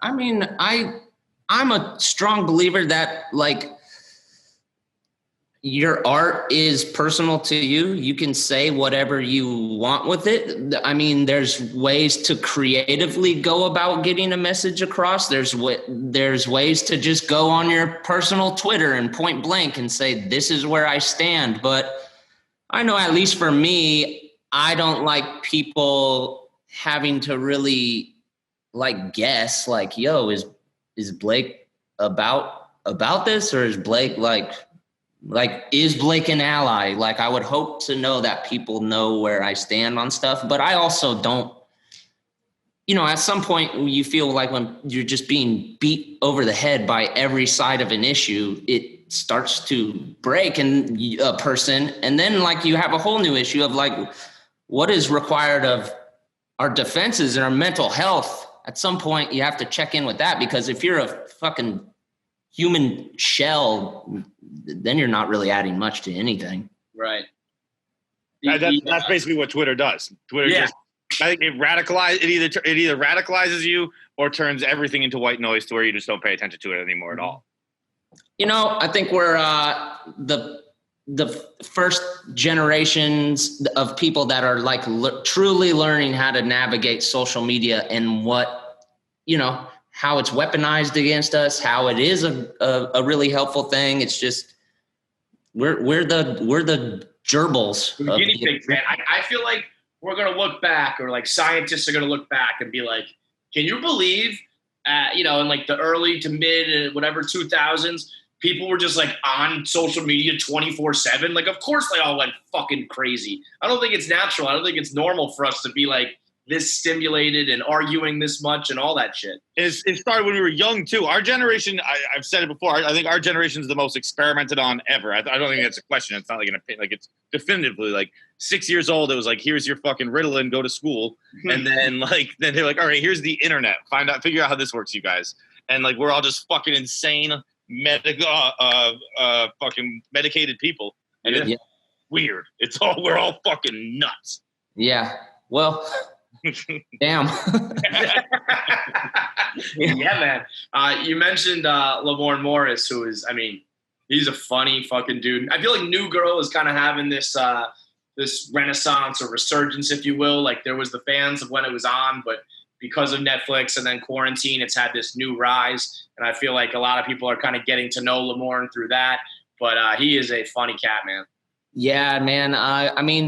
Even in reading like a script like Woke with all like the, I don't know, do you say supernatural stuff in it or whatever? It's like, this show definitely could be weird and like it's approaching some serious subjects. My biggest fear of anything I ever do is like, I'm just like, the one thing I don't want is shit to be corny. Mm-hmm. So like, once I heard Lamorne would be playing the character, and like knowing that he's like a very good actor and super pro and like can improvise, and like that, I knew the series would be in good hands because he didn't, he took on the role. He definitely looked at like the mental health of this guy, and just, you could tell that he was really a part of the whole process.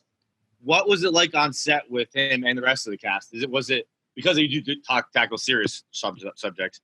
Was it more of a serious set, or were you guys all just fucking around? Fucking around. Like, for me, like most of the scenes I'm in are like the roommate scenes. So like, and I've done that on Workaholics before, and it was those are my like true friends. I came up with those guys. So in that case, I was a little nervous. I'm getting thrown in. Like I had known Lamorne a little bit. T. Murph, I met at the table read.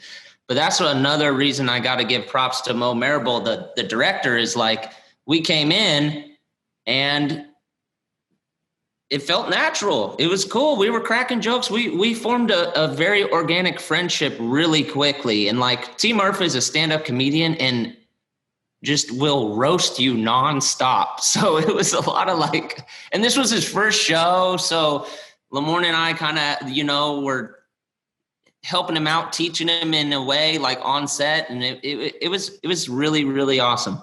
Did you feel like that's, I feel like that's kind of a testament to you. Not that you would decide the entire atmosphere of this set, but I get the vibe that like you, the Workaholics guys, and whatever like set you're on, it's kind of like we're all just like cool. We're all just like hanging out. It's not like we're all actors on the set here. It's just like, yeah, we're funny guys. We're just like kicking it, and when the lights go on, we act for a little bit, and otherwise we're just hanging out.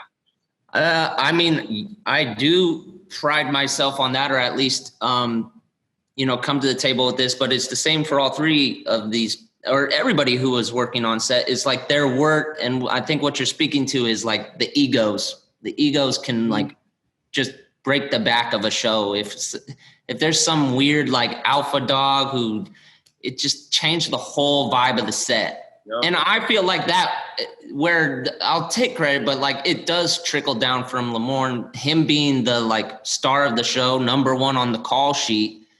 If he really wanted to be weird, I feel like the whole show could have a weird vibe. Mm-hmm.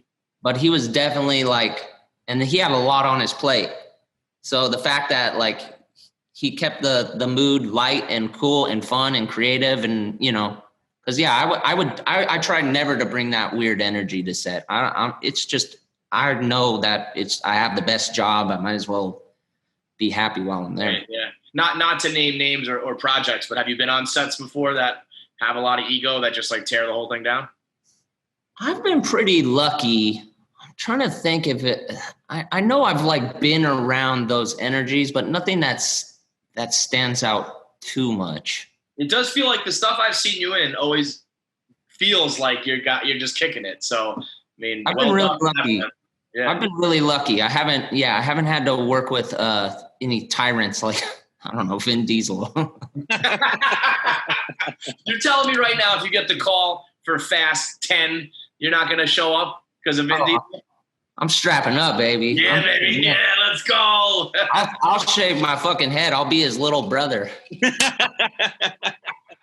That's it. No, he has a twin?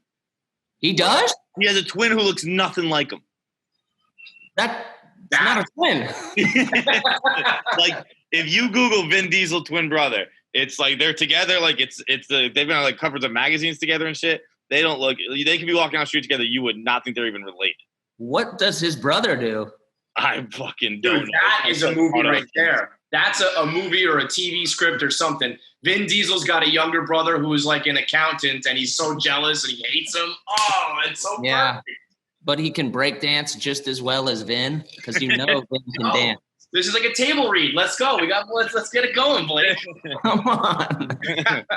Yo, you've been around so many people, like so many funny people your whole career. Who do you think is like the funniest person you've ever like worked with or even hung out with? Oh, funniest person? I mean, I've done a ton for you. Yeah, I mean, straight out the gate, like Jillian Bell. Like we knew her so early on, and we knew we wanted her to be part of Workaholics, but because she's like literally just one of the funniest people I know. Is that just hanging out, or is that like her delivery on set? Both. Oh. Good vibe, but like, yeah, I find myself laughing at like her like creative choices, and like this, like we came up doing sketches with her, and like all the sketches she would write were just like insanely funny. So do you get like competitive with that? Are you like, fuck, she's funnier than me? Like, or not funnier than you, but like that sketch is better than the sketch I wrote or something like that?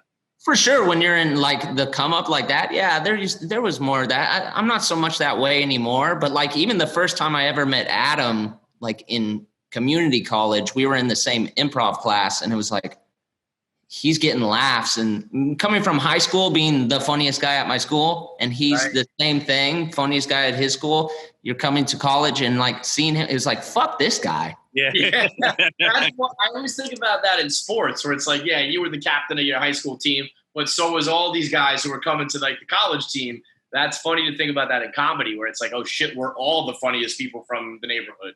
Yeah, that is for sure like the most real thing. That's what makes being part of a team hard. And that's why I'm proud that me and the dudes are still friends, for sure. Yeah, I was gonna say, now that there's some distance between Workaholics, like has your outlook on that changed, or like do you miss it more than you thought you might, or any change in the Workaholics like memory, if you will?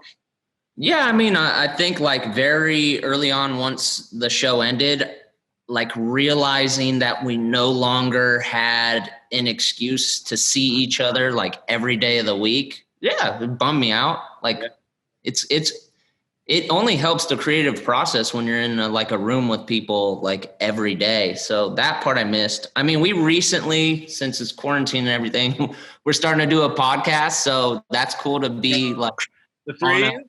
The four, even Kyle is on the podcast. So I don't like when celebrities jump in the podcast lane, because that's where we make our money. And that's probably the funniest fucking group I could ever imagine doing a podcast. So fuck you guys. Yeah, well, hey, we're off to a rocky start. It's good. I've already said it takes 10 to 15 to 20 to 40 episodes to get good at it. So I have a feeling you guys will be just fine once you get your feet underneath you. What's the podcast about? Well, it's called This Is Important, and it's basically just about anything that is important to us. So it's not really that important at all. All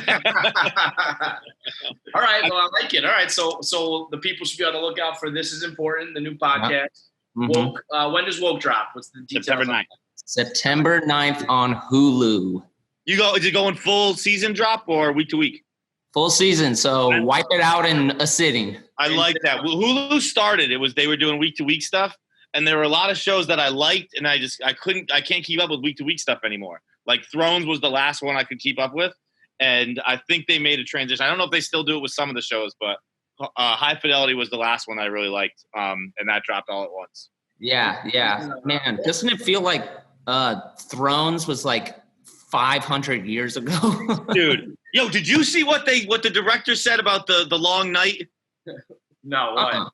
You didn't see it either, Kevin? No. Oh my God.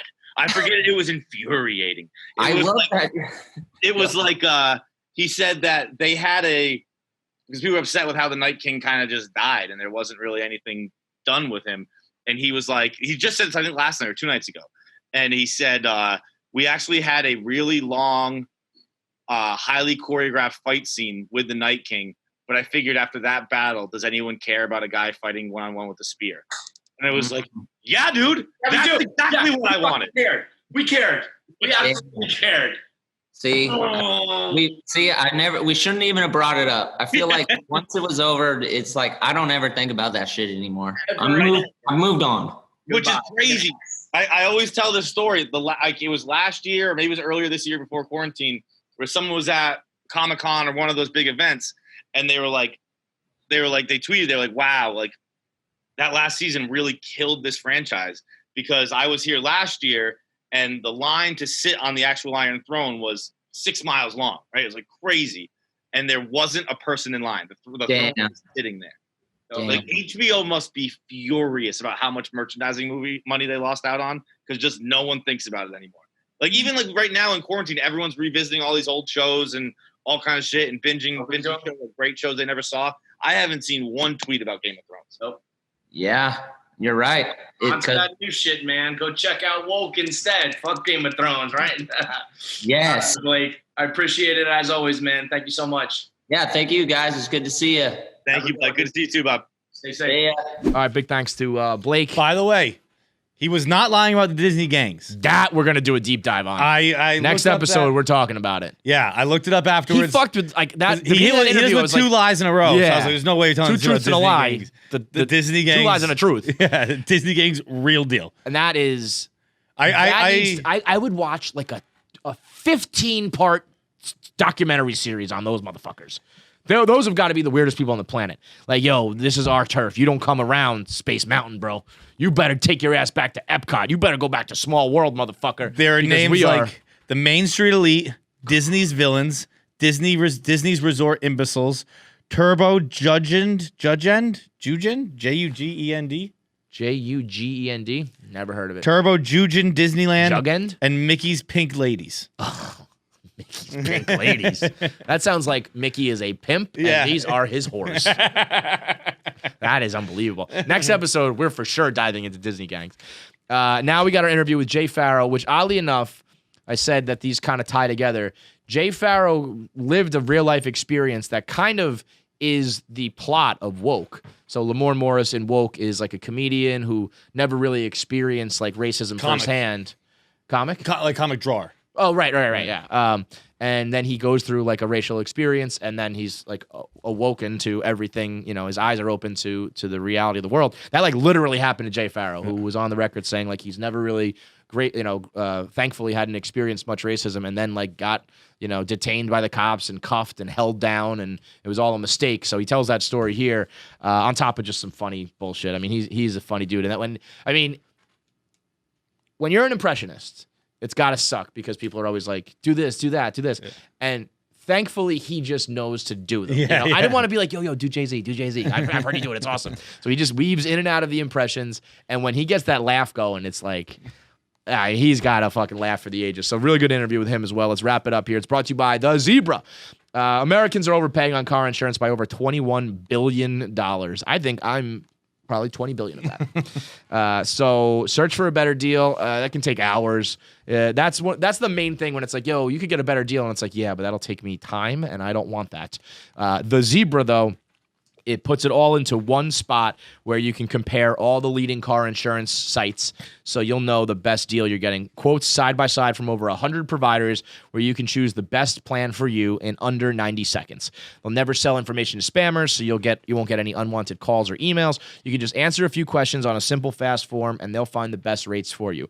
The Zebra is kind of like Kayak for auto insurance or Priceline or the Negotiator, all that shit, where it's like, here's a price available for this company, that company, in your region, in your area. Here's how much it's going to cost. You can pick the best one, the cheapest one, and the best part is that the Zebra is free. You can save up to $670 a year using thezebra.com when you go to thezebra.com/KFC. Start saving today on your car and home insurance at thezebra.com/KFC. What up, Jay?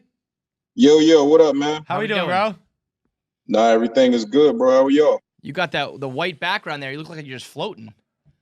Oh yeah. And if I had a green background, I can make it look like I was in paradise. Are you saying you're not in paradise now? It's not. I mean, if you want to call my house paradise, that's fine. I typically don't call it that, but could be worse. I'll tell you what. It sounds like I hear a bit of an echo. That might be fucking paradise you're in. Yeah, you got a big house. Oh yeah. Oh, you dog. Yo, let me tell you something, kids. Impressions pay well, okay? If you could do some impressions, you could live in a house like that. Shit, man. That's fucking good spot. This is just crack money, man. This ain't impression money. Oh shit, man. How are things, man? You seem like a busy dude. A lot going on. I know you got several projects in the works, and it seems like work is good. Yeah, well, I just had a project. I had a project that did drop, 2 Minutes of Fame, that dropped in June. I just had a project that dropped about 2 weeks ago called How to Fake a War. I got another project that's dropping in October the 24th on Hulu, or 23rd on Hulu. It's called Bad Hair. I got an Alicia Keys movie that I'm doing. Me and Christina Milian are starring in that. There's a few players in that as well. I've got another movie that I'm going to be doing with Megan Fox afterwards, man. You go from Christina Milian to Megan Fox. Those are like my crushes from like high school, man. From right now, from forever, Jay. yeah. Mine too. Business is good. All right, rank the projects from your least favorite to your most favorite. I can't. Man. I even got a Nickelodeon show too called Unfiltered. So I got that as well. So I'm all over the place, bro. I can't complain, man. Yo, you're like my fucking dream, man. What's Unfiltered all about? Unfiltered is it's a mystery celebrity game show. We have different mystery celebs come in. We put a filter on their face, and the kids have to sift out the clues, kind of figure out who exactly it is. And it's fun, man. You're the host of that, or what? I'm the host. Yeah, I'm not. I wouldn't be a panelist. I wouldn't be a player. I'm hosting. I wouldn't be a panelist. Nickelodeon, come on, man. You know what's crazy? When I think about that show, I think about all of the television shows that I used to love watching when I was a kid on Nickelodeon. I remember Double Dare. Yeah. I remember Hey. I remember all of those. What Would You Do? Yeah. I remember Global Guts. I remember Legends of the Hidden Temple. There it is. And you know, and all of that, like to be one of those people now, man, to be like a big bro to these kids, it's really dope, bro. Yeah, it's really dope. I mean, that if you grew up in that era, those shows, everything you just rattled off are like, I mean, that's a deep in my heart. I remember those, like that was my childhood. We can even go deeper, man. Salute Your Shorts. Yeah. Hey, Real Monsters. Hey, Dude. Yeah. Did you know Salute Your Shorts only did like 2 seasons or Yeah, one? a Maybe? lot of those shows are very short, short-lived. It's true. Yeah, it feels like it was like one of the most iconic things in my childhood. Like it feels like it lasted my entire childhood. It was like I think like it was 20 maybe episodes. 2 seasons. Yeah. Yeah, I'm gonna Google it right now. That's crazy. I know it did. It felt like we were. Yo, I used to like Dina. I used to want to smash. Like I used to lie. Like, I was like, yo, Dina's 26 bad. episodes from 91 to 92. It was on TV. Yo, I remember Melanie on Hey Dude that was the one for me. Melanie was Oh yeah, a Melanie. fucking rocket. Yeah, she was fine. You ever do this? You ever look up the actors like that were up there and try to like follow them and slide in their DMs? You ever done that? I haven't slid, but I definitely look them up and find them. Yeah, you can frog slide. splash. I can't. Yeah, you frog splash. I'm frog splashing them up. I don't care. I just Eddie Guerrero that bitch. I love it. See, Have that's you gotten great. responses? Yeah, surprisingly, yes. I bet you did. Have you gone on I dates? Has it gone beyond DMs? Possibly. Let's go, bro. Let's go. I'm all about those childhood people I had a crush on and finding them, man. And I'm saying, like, I know I used to like some cougars when I was a kid, and I know now they're so old, they're saber-toothed tigers, but I'll still go over there. You know who did it for me? I'm gonna go slide in the DMs of remember Mo from Global Guts, the referee? The Irish chick? Yeah. Oh, yeah. See, that's attainable. You know what I mean? Jay's going to beat you to it, judging by that reaction. It hey, sounds like you already shouldn't did. be giving me the idea.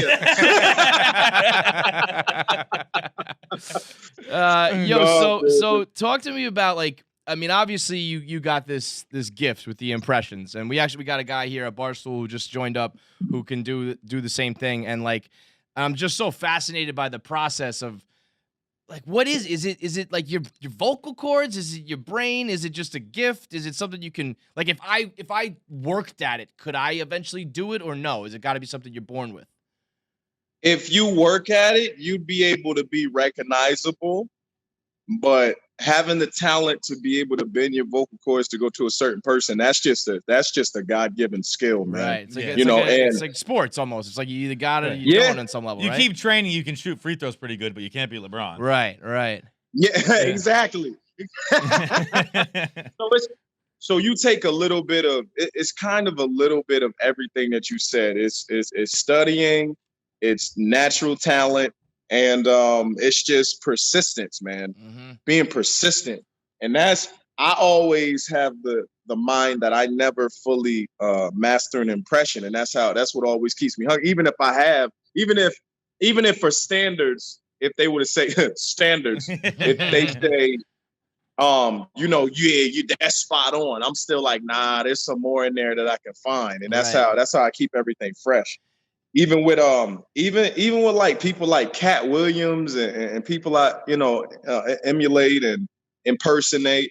There's even more. Like 2020 Cat is different from 2006 Cat. Right. You know what I'm saying? There's different levels of how people sound. So, For instance, Boo Boo, when Cat Williams first came out, he was talking just like this, pimping all day. And now he changes it and kind of talks like this. And it kind of makes you want to pay attention to the words that he's using, because not only did I put on a Tekashi 6ix9ine wig to fool everybody in this raggedy bitch this evening, but I spoke truth and messed your heads up, because Tekashi 6ix9ine will never be saying things like a pimp would say out of his mouth. See, it's just, it's always I always feel like I can evolve my characters, man. Always evolving my characters. Who's your man. who's the favorite of all time? Who's like the number one or like who's the one you like worked at and wanted to nail and like finally got it and you were like the most proud of? Probably Denzel. I was gonna say it's gotta be Denzel. I mean, you are more Denzel than Denzel is Denzel. It's crazy. Yeah. Okay, all right. Yeah, that's it. You are. And you know what? That too. It's not just the voice; it's the mannerisms and the face and the expressions. You do it all. It's crazy. It's my favorite. It's my favorite SNL skit, maybe of all time. The Unstoppable. I knew you were gonna say thank you.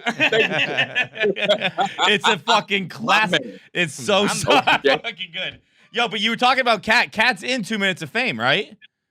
Yeah. Now Cat's in 2 Minutes of Fame. What's that like being around someone who like you do their impression? Are they like do it, or you would never do it in front of them? So let's even take the impression aspect and put that to the back seat. Let's talk about the fact that this was one of the comedians that I looked up to when I was first coming up. To be on screen and be able to opposite and act off of that person was a blessing in itself, because we looked at Cat Williams when I was in high school. Cat Williams was like, he was the guy. He was the freaking guy. Smart, punctual, well-versed, so lucid with the way that he articulates his jokes and translates it to all different audiences. And just being on the set with him, man, I feel like some of his greatness rubbed off on me. And let me explain that. Because when I was a kid, when I was 16, 15 years old, but it was like, yo, I want to meet Bernie Mac. I want to meet Cat Williams. I want to meet Chris Tucker. I want to meet Eddie Murphy. And I want to meet Bernie Mac, right? Got on set with him, and the man came up to me and told me he was a fan of what I do. Wow. And that blew my freaking mind. Because it's like the circle of life thing. You know when Simba got his nuts? Remember that? Because there was a block of that movie where he had no testicles whatsoever. He was neutered. Somebody took him. The hyenas ate him off anyway. So when he got on that Pride Rock and he went up there, he did that lion roar, and that solidified him for being in the jungle. I feel like when I was on the set with Cat Williams and he called me into his trailer and he said, and I'm thinking that, oh yeah, it's Cat. We're gonna do the Cali thing. You know what I mean? Of course, this is Smoke. We're gonna do that. He called me into his trailer because his kids wanted to take a picture of me and they wanted autographs. Wow. They were fans. That messed me up. Yeah. Your kids are just like I was when I was 15 to you. So that was like my wild. Simba moment. Simba. Go to the Pride Rock. Simba. You know what's wild is Cat was one of my guys too, because everyone you just listed was black, so I probably should have like Seinfeld. But I fucking loved Cat Williams. Me and my buddy used to lock ourselves in his parents' room because they had a black box and watch fucking like Stolen or whatever HBO specials that Cat had, like talking about poor little Tink Tink running around and stuff like that. Po little tank, po little tank. Well, tell Jay what when you were a kid you wanted to change your names. What were the two choices? I wanted to change it to I want to be Cordell Stewart. I want to change my parents were like they're gonna face. Yo, I wanted to change my name. I like lobbied my parents. I wrote like papers on why it's a good idea and shit like that. I wanted to be Cordell Feidelberg. And then they said, But no, you why? can't be Cordell. And he said, okay, I'll be Tyrell. I'll be Terrell Davis. So, well, wow. I'm surprised you're not an NFL player. That's it. Let me tell you about my name, because my real name isn't Jay. What is it? My real name is Jared Pharoah. That's my real name. So you're telling me the Pharaoh part's real, but the J is the fake part? Yep, Jay is the fake part. Pharaoh's real. Jay is the fake part. Why didn't you go with Jared? Why'd you want Jay? Because Jared, I don't look like a Jared. No, First you're of a all, black guy. That is a Caucasian name. All right. Now, I finally adapted to my name and learned how to accept it, because I used to be so angry about it. I used to be so remorseful for the fact that my mom gave me this fucking name. I didn't want her to have the name. I'm just saying, yo, I felt sorry for myself, but I realized what my mom was doing. She was trying to set my black ass up for failure. I mean, not for failure, for success. She was trying to set my black ass up for success. Because if I call and make a reservation online and it says Jared Pharoah, well, guess who's getting the table, bruh? Me, dog. Guess who can get approved for credit? Guess who can get approved even before they go into the bank? Me. Why? Because of my name. I have a white Jewish name. Literally. My name is I was gonna say, short of being Joshua Pharaoh. I mean, that's as white and Jewish as it gets. Jared Pharoah Stein, whatever the hell you want to call me. I just the name. I can get into every country club. Yeah. If I talk to you, and guess what? You can do the voice. You can do the voice too. I can do the voice, and I can date white women without their parents assuming shit. Why? Because you're not going to think somebody named Jared Pharoah is going to give your daughter the black pipe. It's not happening. Yeah. So you made peace with your name, Jared, and then fucking Subway happened. Yeah, Jared's not a good look now. Exactly. I was like, I can't win.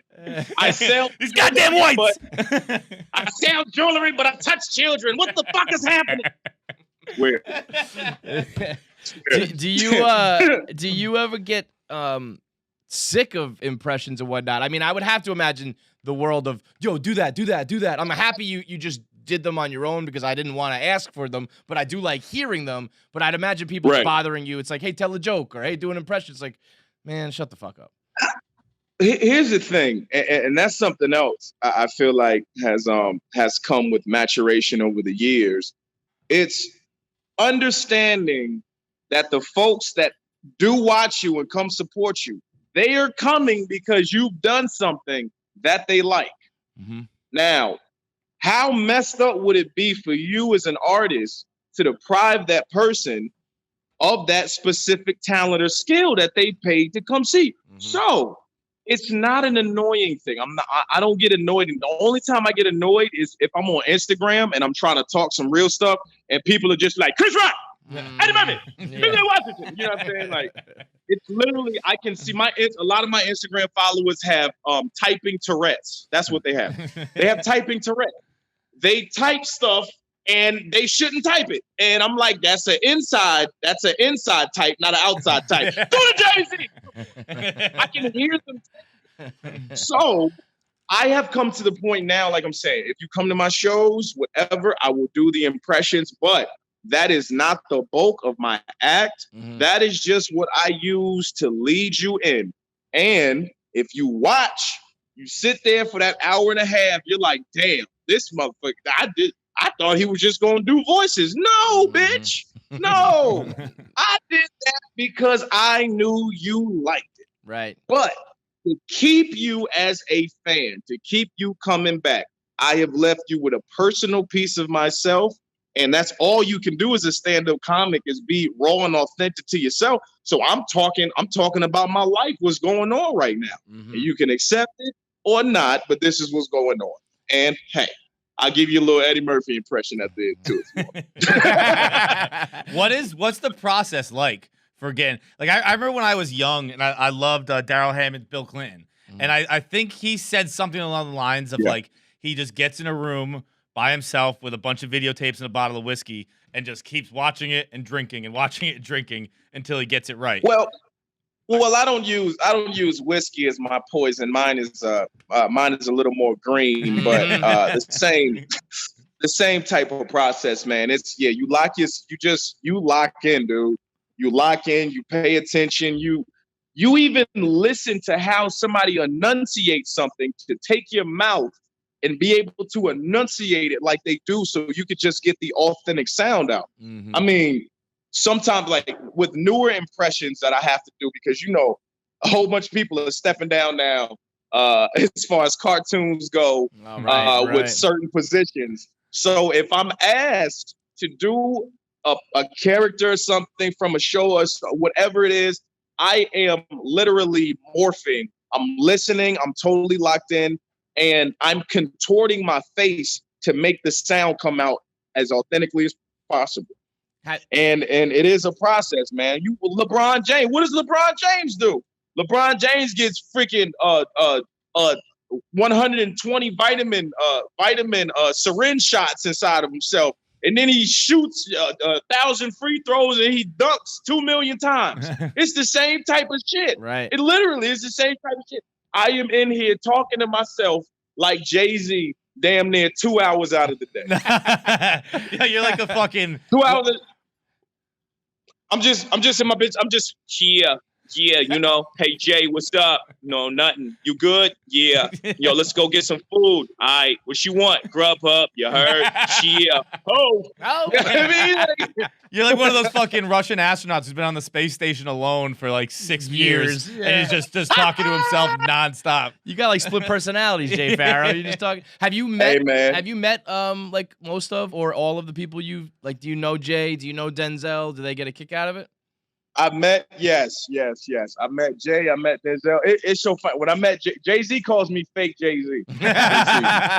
You do Jay very well. That's gotta feel It's the amazing. coolest. Yeah. It's the coolest shit ever. He'd be over there with his nap locks, and he'll see me. Cause you know he got nap locks. Yeah. You know Matt Locke, he got nap locks. So he'll see me, he'd be like, yo, what up, fake Jay-Z?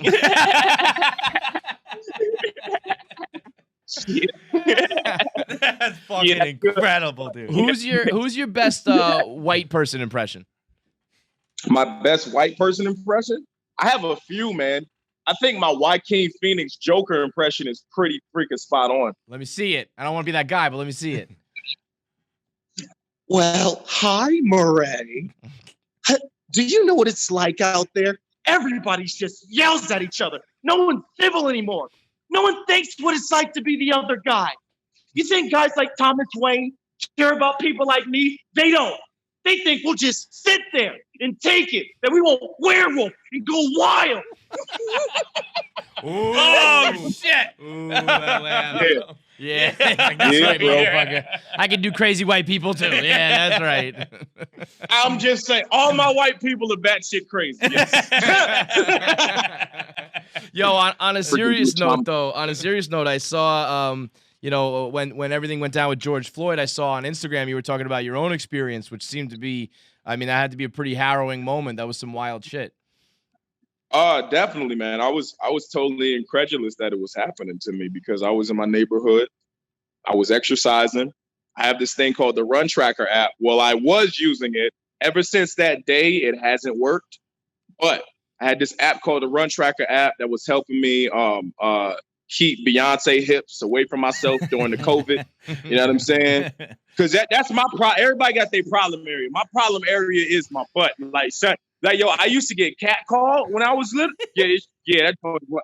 Like, I'd bend over and they'd be like, "Yeah, she got a fat ass." I said, "She." Oh, my bad, nigga, my bad. But you see what you got going. Double cheeked up, Jay Pharoah. So So I got this thing, Run Tracker app. Now, mind you, I am running damn near 4-5 times out of the week, right? Consistently. April 26th, I'm out on Ventura. I'm running. Now, understand this app, it has a timer that it tells you to run, it tells you to slow down. You run for about 15 minutes, you walk for like 2, or you go 20, walk for like 2.5, something like that. All right. I'm going across Ventura and Corbin. At this point, I am at a walking, resting moment in this freaking app. I look to the left of me. I see a police officer. There's a helicopter that flies over my head. I see the police officer. I see that situation. I got my Bose headphones on. I'm not thinking anything of it because I'm innocent. I'm not doing anything. Right. All of a sudden, I see the officer with his gun approaching me saying, freeze, get on the ground. I looked at the officer and then I looked over my shoulder because I was sure whoever they were about to get, I was about to videotape. That's what I was. I was like, let me get my videotape out because, we're going to get that. No, they're talking to me. Get on the ground. Okay, I'm getting on the ground. Spread your arms out like an airplane. That's weird. Why do I need to spread my arms out like an airplane? Guy gets on top of me. Police officer with the gun got on top. 3 other officers approached. They had their guns. Another officer was in the front, no gun on him. They get on top of me. Officer gets on top of me. The Run Tracker app says run. I said, bitch, I can't. There's no setting on the app for guns are drawn, Fast Tracker app. I can't. I'm like, yo, do you have like the gun filter? Can you put that on right now? Because that's what's happening to me right now, So they tell me to get up. I said, how can I get up? I said, I'm in handcuffs.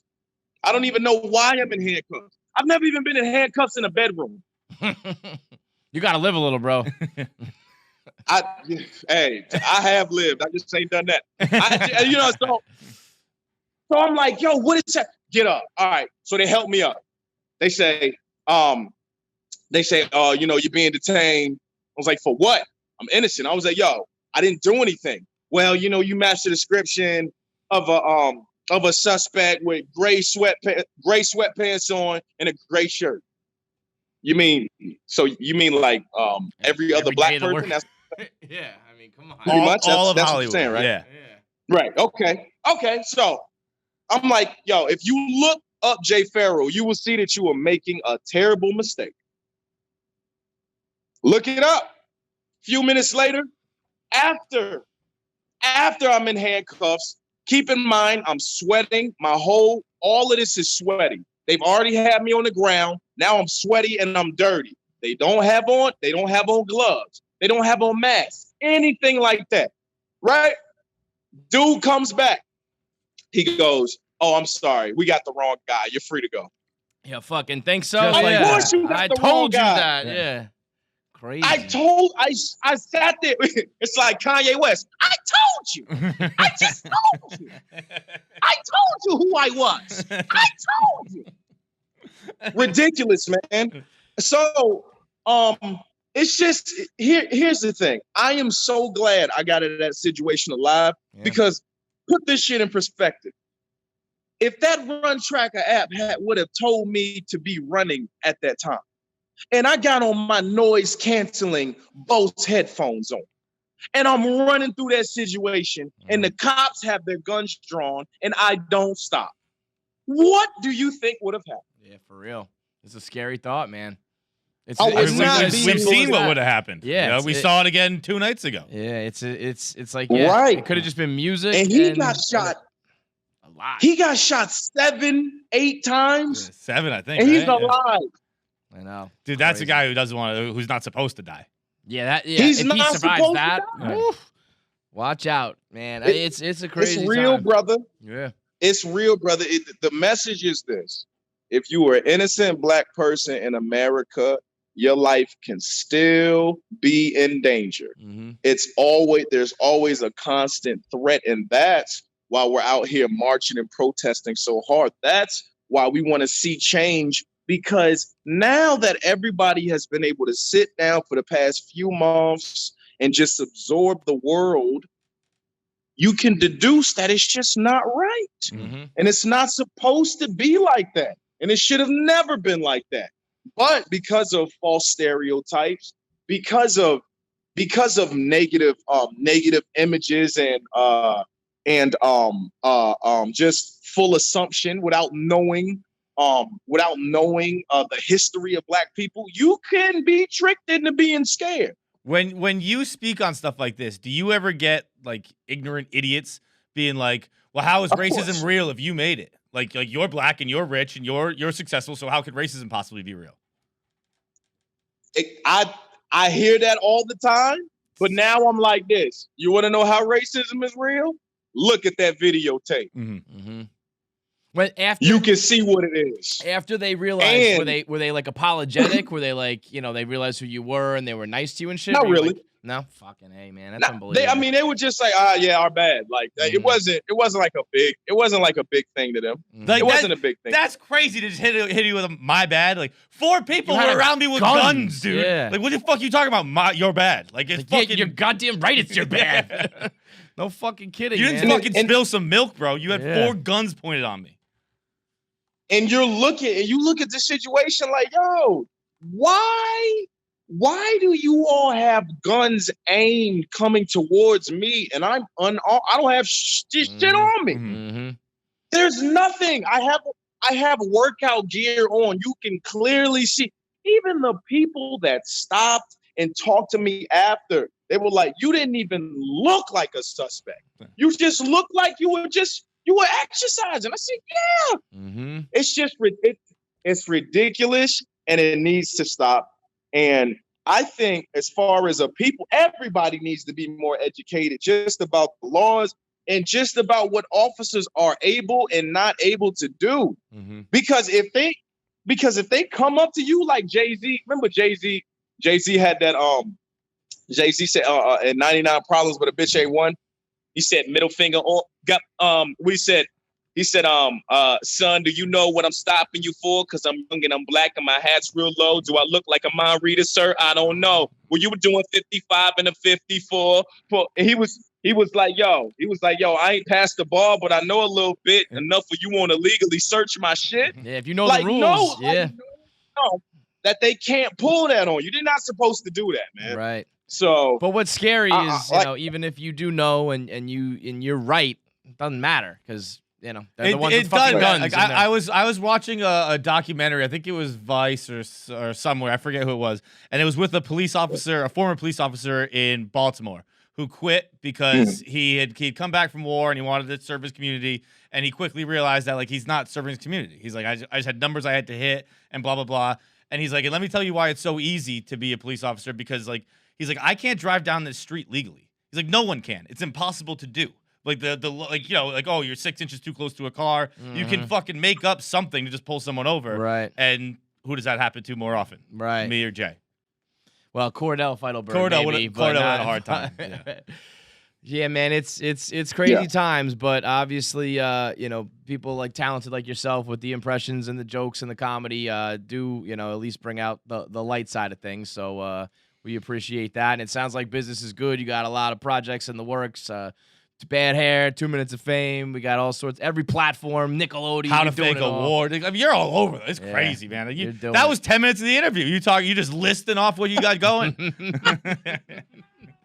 But for real, man. I'm blessed. Yeah, you're blessed, but you earned it too because you're talented as shit. Last question for you before you go: do you, because there are a few, everyone knows the names of like the Daryl Hammonds and Jay Farrows and Caliendos. Is there like a fraternity and like a brotherhood, or is there a little bit of rivalry and some unspoken tension? Or you guys are all cool? As far as I go, I don't beef with anybody. And I think for the most part, all of us are, most of us are gregarious and amicable to each other, and we're willing to work with each other. For the most part. So who's who? Who's not for the most part then? Huh? I'm not gonna listen. I don't negatively talk about. I'm not gonna put anybody out in a negative light. You know what I mean? I mean, you can pretty much you can pretty much look at interviews and see who I'm talking about. A person who probably will talk about other people. But I will say this about myself. I have never done that. I have never talked about anybody in a negative way publicly. You know what I mean? Like I'm just not gonna do that. Right. You know, that's just not me. Yeah. So there's not a route. I'll tell you who I'm cool with. All right. I'll just list who I'm cool with. All right. I'm cool with Afia Crockett. I'm cool with Daryl Hammond. I'm cool with Caliendo. I'm cool with Dean Edwards. I'm cool with Godfrey. And I've never met Ross Mersquan, but I think he's brilliant. I think Chloe on SNL, she's amazing. She's freaking fantastic. And Melissa Villasenor, she's good too. And I'm cool. Those are the people I can name that I'm cool with. There might be like 1,000 other impressionists, but those are the people that I know who I'm cool with. Well, listen, I got one more name for you. I ain't gonna talk about who I ain't because I don't beat I got one more name for you. There's a guy here. He just started out with us. His name's Joey Molinaro, and he does a lot of college football impressions and whatnot. He does a lot with Caliendo. I think Caliendo calls him like Little Caliendo or something like that. Yeah. Oh, okay. Yeah, I'll send him your way if you ever get a chance to check him out. He's new and up and coming. And he's killing it too. So, dude. Listen, I am like I'm saying. I know you about to end because it sounds like a wrap up. You like, listen, yeah, we're gonna end. Listen, let me just say this. Hey, we're the ones getting the text. I think you got something going on. I got nothing. Yeah, I know I gotta go to another interview, but it's like this. I do not. It does not do me any justice or anybody any justice to negatively talk about somebody or put somebody else down. When you constantly bring people up and talk about the positives of folks, you are constantly being elevated. Those folks that make it their mission to down other people, to talk negatively about people, to constantly bicker and worry about what other people are doing, those people are stuck in their positions because they're stuck in their ways. And until you elevate your thinking and get rid of that, you will not go any higher. It's the same thing with accepting your blessings. If you have some blessings that come to you, be appreciative. Don't look past those blessings and say, oh, what's next? Live in the moment. Because when you live in the moment, that's when more blessings come. When you just constantly trying to find what's next, you will never be happy and you will run yourself empty. Jay Farrell, let me tell you what. In this very chair, I had therapy at noon today. You just kicked her ass. Yeah. That's words of wisdom right there. From Jared Farrell. Jared Farrell. Oh. Thank you so much for the time, dude. Thank you so much, dude. Have a great one. Thank you, man. Best of luck. You too, brother. Peace.